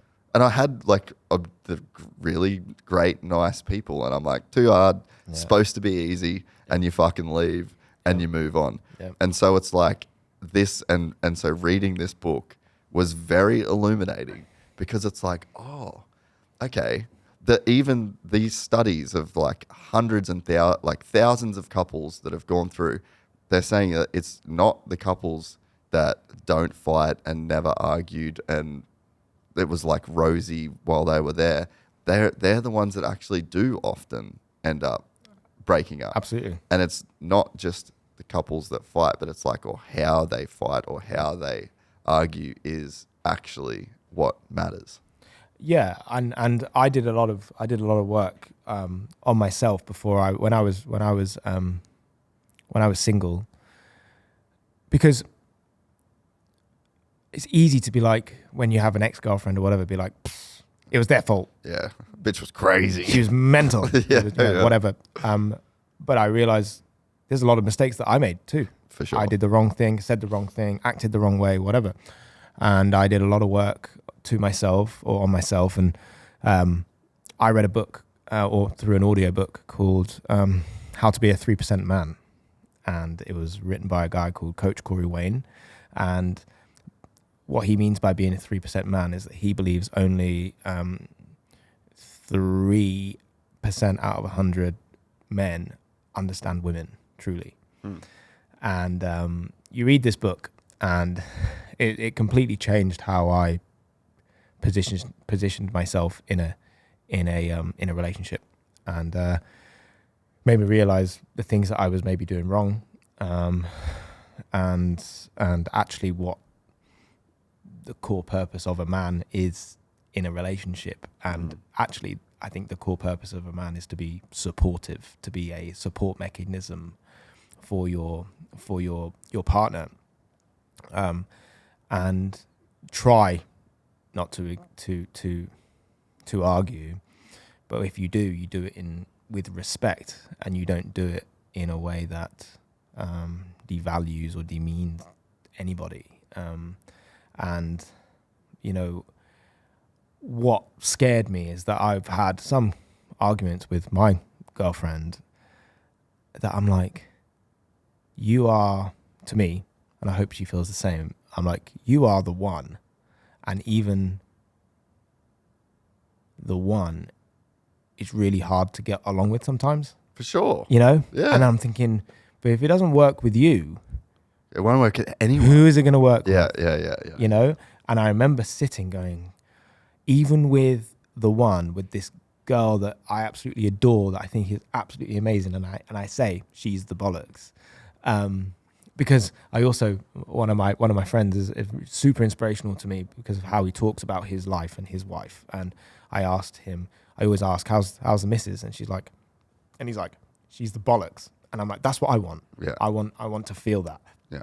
Because sometimes I ask my friends, how's the wife? And they're like, oh, fuck, she's doing my head in. The old fucking ball and chain. Do you know what I mean? I'm like, I don't want that. I want she's the Yeah. fucking bollocks. Yeah. And I'm very fortunate that I have that. But that doesn't mean that it's not hard. no, and I've had parts, because we got together quite quickly where we were spending a lot of time together. So I don't know this person and I'm spending every day with her. You're always going to get to a point where you're going to lock heads. And, we've had parts in our relationship where I'm like, geez, like even this most amazing human being is hard to deal with, navigate around. Yeah. And yes, it's my fault. Yes, it's her fault. But you get to a point where you're scared because you're like, shoot, if it doesn't work with this person, because I really believe if it doesn't work with her, it's not going to work with anyone. Yeah. And so it's very, very important to be with someone, I think, as a man and also as a woman, that makes you feel great. You want to be around good people that make you feel that you are valued. Good people that you love, they love you the same in return, and having positive people in your life is absolutely the way to go. And it's the same with friends. You don't just have friends for the sake of having friends. You don't just have a girlfriend or a partner. Yeah, they need to be a net positive to your life. Absolutely. Yeah. And if they are not, and if you're not having a relationship that is loving, supportive, caring, and a valuable relationship, they are not the person for you. And I've learned this in the past where I had a relationship, an ex-partner where I felt lonely in my relationship. I felt lonely whilst sitting next to her. Mm-hmm. That's not a good place to be. But I would rather, in that period of time, I was like, I'd rather be with her physically, as in be next to her physically, than be alone. So I chose to stay in a relationship that wasn't good for me, wasn't good for her, but both of us didn't want to be alone. Mm. And I now realize you have to be on your own. You have to grow. You have to develop, and you have to not get rid of people, but you have to move on from people that are not. They're not.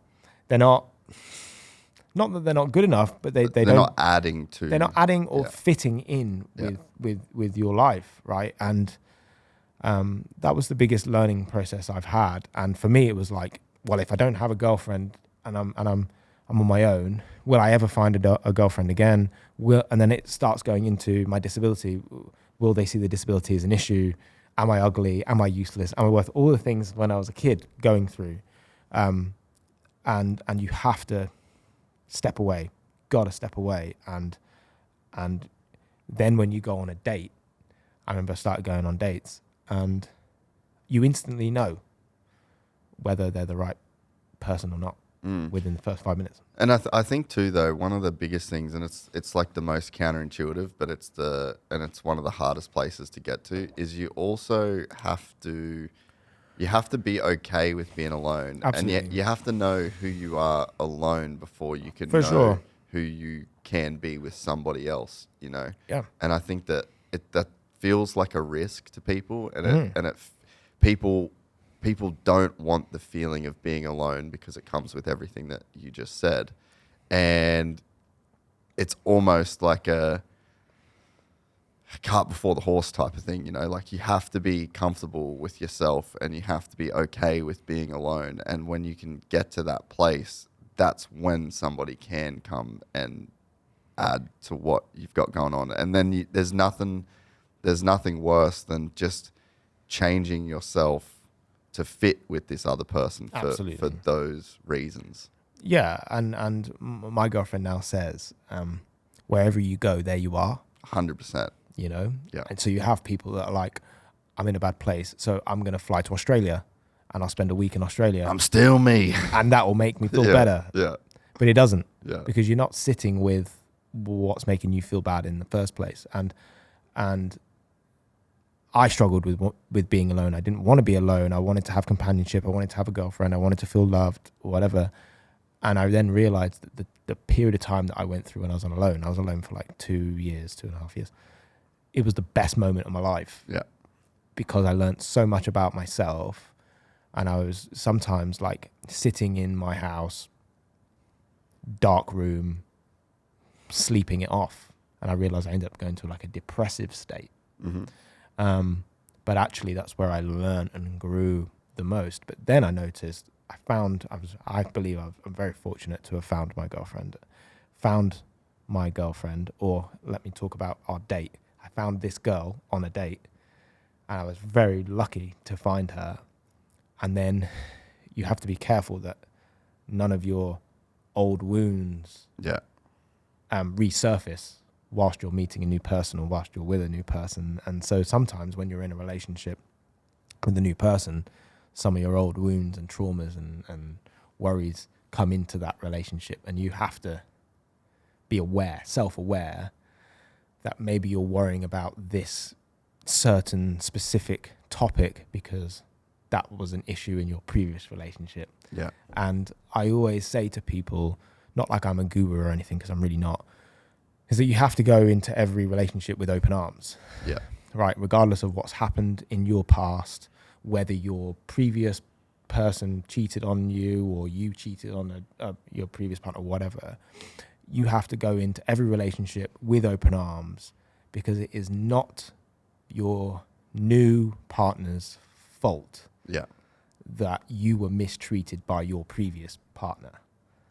Do you understand what I mean? 100%. So you have to open your arms and accept that you might get punched, metaphorically, or emotionally punched, but you have to open your arms, because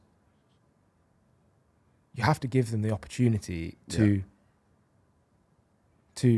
fail and succeed on their own terms within a relationship. Just like I believe when you open a door to a disabled person to work in your business, you have to open your doors wide and give them the opportunity to not prove themselves, but to fail and succeed on their own terms. And there's a lot of people that protect themselves because they're like, I don't want to be hurt again. Yeah. But you could shut the door on a girl, on a guy, on whoever, shut the door on them, and they could have been the best person for you. But because you're too closed and you don't want to open yourself up, you really cost yourself maybe eternal happiness, you know? And so, you know, I went on my date with my girlfriend, and we had a 12-hour date. Was our first date. It was fucking amazing. It was incredible, you know, and it's just a culmination of meeting people, growing, learning about yourself. And I think it's really important to talk to yourself and realize you are not as amazing as you think you are with people all the time. You do make mistakes. You should be better. You should do this. You should do that. You should support yourself and help yourself, but also you should give yourself to others in a specific way or however you feel. And the more aware you can be, the better and more well-rounded as a human and as a man you can be for your next person. And you know, I'm sitting here so happy in my relationship. And when I was single, I was also going around to my friends' houses and seeing their relationships, or just seeing people walking down the street and thinking, that's not the relationship I want. That's not the relationship I want. They're not even talking to each other. They don't even look like they support or love each other. They're just existing together. So if it doesn't feel right instantly, then you don't do it. Or if you're in a bad place or you're in a bad relationship, you got to get out for both of you, because you're not helping each other grow or support each other or whatever it is. And so now I know I'm in a relationship not because I'm desperate to be in one, but because I choose to be in it. Yeah. Because I know now I don't want to not be with her, but if I had to be and had to be alone, I now know I'll be just fine. Yeah. And I know that I'm in the right relationship because I choose to be in the right relationship with the right person. And that's it. Like, that's literally that's what I was kind of saying before, is like, you have to be okay with yourself, and you have to be okay with being alone, and that person needs to come into your life, add to your life. And if they don't, it's fine. Yeah. But also, people come and go in your life, and I believe they were meant to, because they come into your life, you learn from them, and you let them go, and you let them grow and go in their direction. And every relationship that I've been in that hasn't worked out, I'm glad that I had that relationship, because you learn through that period of time. You know, you learn, maybe I was wrong in this scenario, and I probably didn't treat her that good in that way, or I wasn't respectful enough, or I wasn't this or wasn't that. And I think for me, I see those relationships as developmental relationships, practice relationships for when you find the real one, where you're like, right, this is it, and you learn everything that you've learned in the past to put it right in your current one, and you're still not going to get it right, because you're constantly evolving and developing, and you're not always going to be perfect. Yeah, I totally agree. And I think just on the toxic masculinity thing, like, it's such it pisses me off in a way on like both sides. So like, the people that criticize toxic masculinity kind of piss me off, and then the fucking Andrew Tates and that side, like, they both fucking piss me off in a way. It's like, we actually don't need these labels, because at the end of the day, a relationship, whether you're a man and a man, a woman and a man, a girl and a girl, a fucking trans man and a girl, like, whatever the fuck it is, it's two egos. We all have this ego. We all have ourself. And that's what we take into a relationship. And a relationship is two of those things trying to figure out a way to be cohesive and fair and even and cooperative and positive. It's like that. Strip all the labels, strip the genders, strip all of the shit away from it. That's what a relationship is. And it's like, that is going to require a different thing from every relationship. It's as unique as your fingerprint. And these labels of like, men should do this, women should be that, it's like, fuck that. Like, just figure out what works for you. Like, my wife doesn't work. I wouldn't want her to work. I don't, like, the way that we live our life, that is perfect for us and for me. If she was doing some random job and complaining to me about this, I'm like, I wouldn't want that. I love that we get to spend time together. I love that we get to travel together. I love that she'll be able to raise our kid. That's not going to work for everybody.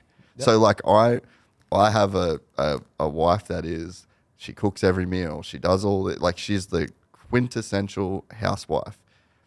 Is that toxic? It's whatever it is for anybody. There's another woman out there that wants a career, that wants to be focused, that doesn't want kids, that wants to date us, be married to another successful career. Fine. It's all fine. And like, the label side of things, it just really pisses me off, because no matter what, at the end of it, it's two egos and two very individual people with their whole life that need to come together and make it work. And it's like, people should just be focusing on that, not what a man should do, what a woman should do, what a woman shouldn't do, you know? Yeah, it's what works for you at the end of the day, right? And my thing is around my girlfriend is I absolutely love spending every waking moment with her, you know. And some people might be saying, "Oh, that's you being soft," and blah, blah, blah. But actually, that's really bloody cool. It's cool that you can hang out with your girlfriend like a mate, and it feels so natural and so cool that I could literally take her anywhere. I could bring her here to the HQ at Monster, and she'll just hang out with all the boys, hang out with all the girls. I don't have to worry about her, don't have to stress about her, and she's a part of my life, right? And I think to get to that point where your partner is someone that is literally integrated into your life in a positive way, is the best place that you can be. Because at the end of the day, humans are made to be together. We want to be together. We always want to be loved. We always want to be a part of something, part of a relationship, and however that manifests. But there's the unfortunate side where there's some people that are so desperate to be a part of something that even if they're being mistreated or they'll be there for anything. They'll be there through anything, and they deal with a lot of shit that they don't need to deal with, and it's only because they don't want to be alone. And so I think it's a fine balance, but it really comes with not really caring about what people think, and all the comments that you might get from friends or family or whatever. At the end of the day, it's about how you feel and how you perceive your life and your direction and your relationship. As long as you're being treated well with respect, and that goes both ways, then that's the best place to be. And it doesn't matter whether you cook all the meals or she cooks all the meals or they cook all the meals or whatever it is, or you take all the bins out. It's a team effort and it is teamwork. And not every way of working with one person to the next is the same. But you find out what works for you guys as a collective, as a couple. And it's a lifelong task. For it to continue, and go in the right way, because it will always ebb and flow. But hopefully when you're in the right relationship with the right person, you go through it all together, and it all comes through understanding yourself and taking accountability that you're not always bloody perfect. And you got to step up and change. And sometimes they're in the wrong, and you also have to be allowing and forgiving. And you have to support people through that. Support them through them as well. So it's great, man. I love it. So what is on the race car front? What's next? So you're 4 rounds in. How many rounds have you got? So we got series? 10 in total. So 6 left.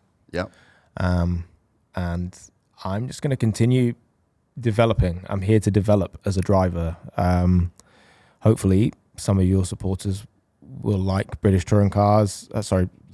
Listeners will like British touring cars, and continue to watch and support me. We'll see how we go for the last 6 rounds of the season. I'm in a summer break now, so I've got 7 weeks off. But yeah, the plan is to just continue developing as a driver.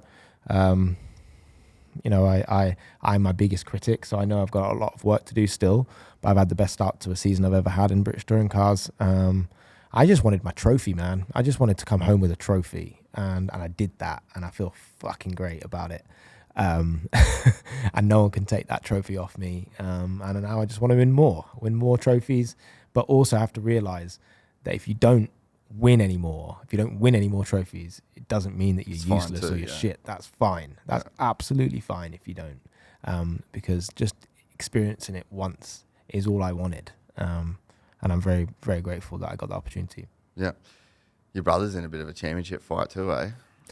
Yeah, I mean, he's done great. He's doing really well. It's good to see his progress. I think a lot of people could see Lewis was really struggling the last 3 years. He's been down and out for a while and not driving anywhere near to his potential and what people have been used to seeing. And you can see the power of the mind through Lewis.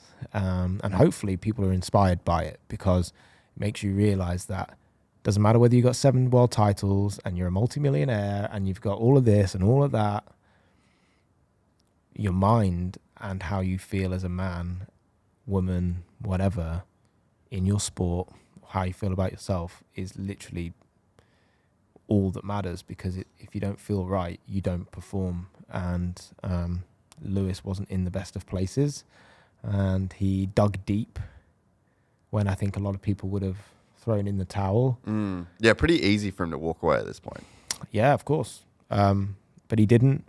And motorsport is brutal, man, because it's brutal. You're just compared all the time, especially with the visibility of F1 these days. Yeah, and it was just hard. Changed so much. It was so bloody hard to watch it, and just he wears his heart on his sleeve, and he he doesn't sugarcoat anything.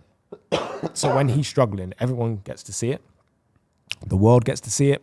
And then there's people being like, Lewis should retire. He's washed. He's this, he's that. And I'm thinking, you know, everyone gets shit, gets negativity.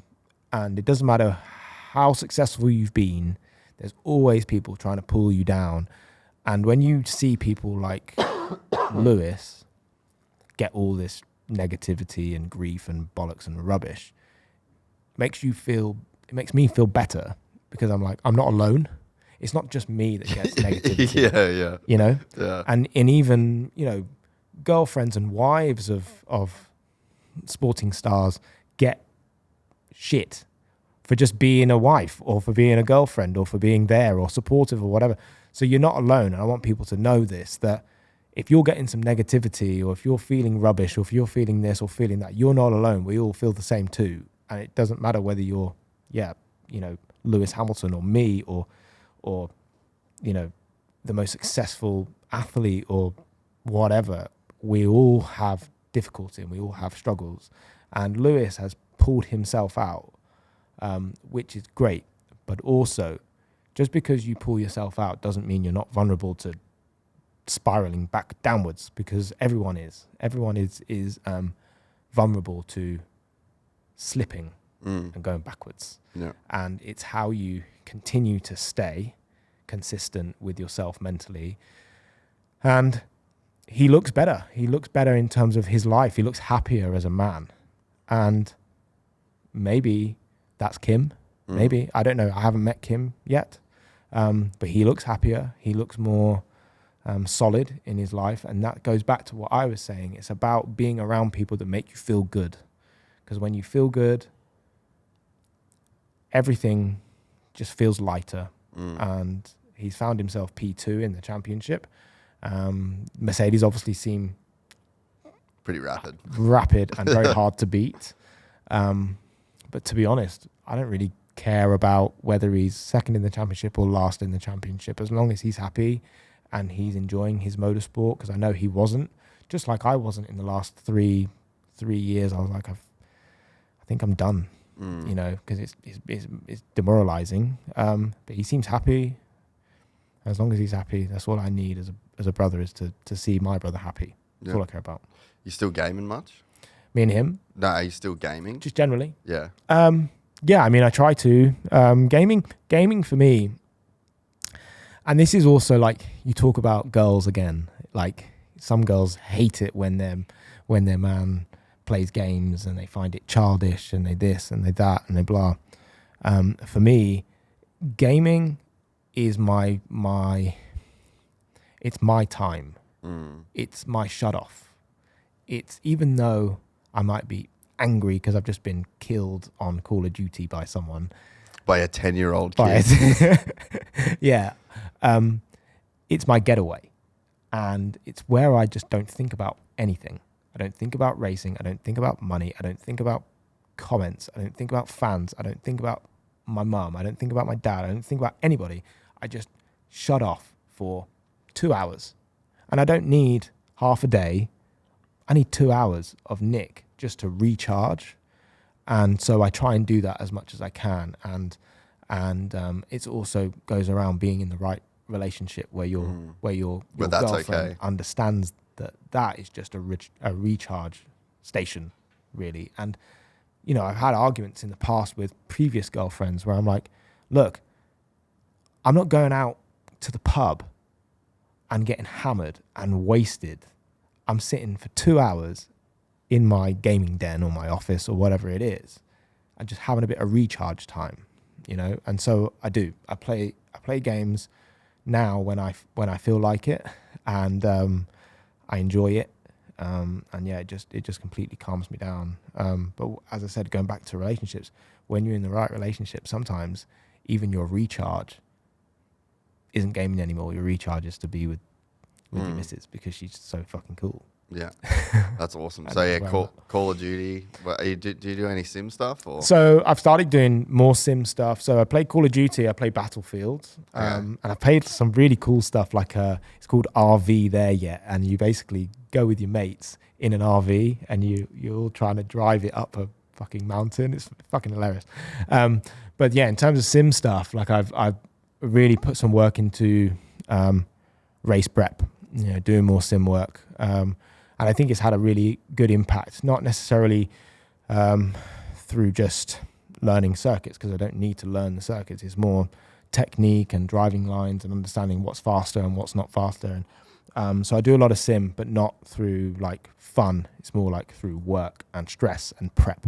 Yeah. So I try and do 4 hours, 5 hours before a race weekend, and I go with my engineer, which is great. He comes to my sim sessions and we go through like a weekend basically. Where do you do all that? You don't have like a sim rig at home that you So use? my house unfortunately isn't big enough to have a sim rig, because I changed my office. So it's at my parents' house. So Yeah. I do sim work at my parents' house. I basically simulate a race weekend, pretty much. So practice, qualifying, and then race stints. Yeah. And I found it has improved me in some areas. And then also, if you haven't got the correct model and the track isn't that great and the car's not that great, you can pick up bad habits. And so when you get to the car, the real thing, you're not driving it how you should. You're driving it like a game almost. So it's a hard balance. Yeah. Well, dude, this has been awesome. I'm so glad. Yes, dude. I'm so glad we finally got to do this. No, thank you And, for the opportunity, man. man, it just worked out perfect too. Like we obviously hung out all weekend in Miami at Formula One, which was Yep. it was a good weekend, eh? It was, yeah, and it It was was a all- lot of downtime, like good downtime. Yeah, it was all thanks to Monster as well, and I know I keep talking about my girlfriend, but my girlfriend was there. She was she's a photographer, so she was out there taking pictures for Monster, taking pictures of Lando, which was really cool. So I got to fly out with my girlfriend, be there for Monster, represent the brand, hang out with my Monster family, and also see Lewis race in Miami. So it was the perfect weekend, and it was great to hang out with you. And I was sort of sad when we were like, we're gonna have to wait to do this podcast in a couple of months. But yeah, I really appreciate the opportunity, man. It's been great, and I'm hopefully you can see that I'm just an open book. No, it's awesome, dude. And I got the best impression from you hanging out in Miami too. You sort of like you don't know what to expect. Of course. With people. Yeah. And I mean, everyone's telling me that you're such a good dude, but yeah, you just don't know what to Yeah, expect. alright. And yeah, we just hung out all weekend. Yeah, it was great. It was sound, eh? Hang out, chill, and I just realized just being your most authentic self everywhere you go is the most important thing, because people make judgments on others all the time. Yeah. I think Nick Hamilton might be this or Yeah. whatever. But I am who I am, and you like me or you don't like me, and I just try and be the best version of me as possible, and try to put that out into this episode. So Yeah. And I so think what I'll else? What else is coming up for the rest of the year? So finish the series, but have you got anything else like special coming up? Or? yeah, so I'm always continuing to try and develop my career, and to try and develop my career is by opening doors for disabled people Yeah. within motorsport. So my goal is to try and bring more disabled people into the sport. I've just signed with a new partner for this year, and we're going to try and create an opportunity for disabled people to be more part of a race team, whether that's being a part of the engineering team, the hospitality team, working as a mechanic, tire technician. I've now wanted to start work on a project where you may see a fully disabled race team running me in a British touring car. That's eventually what I want to get to.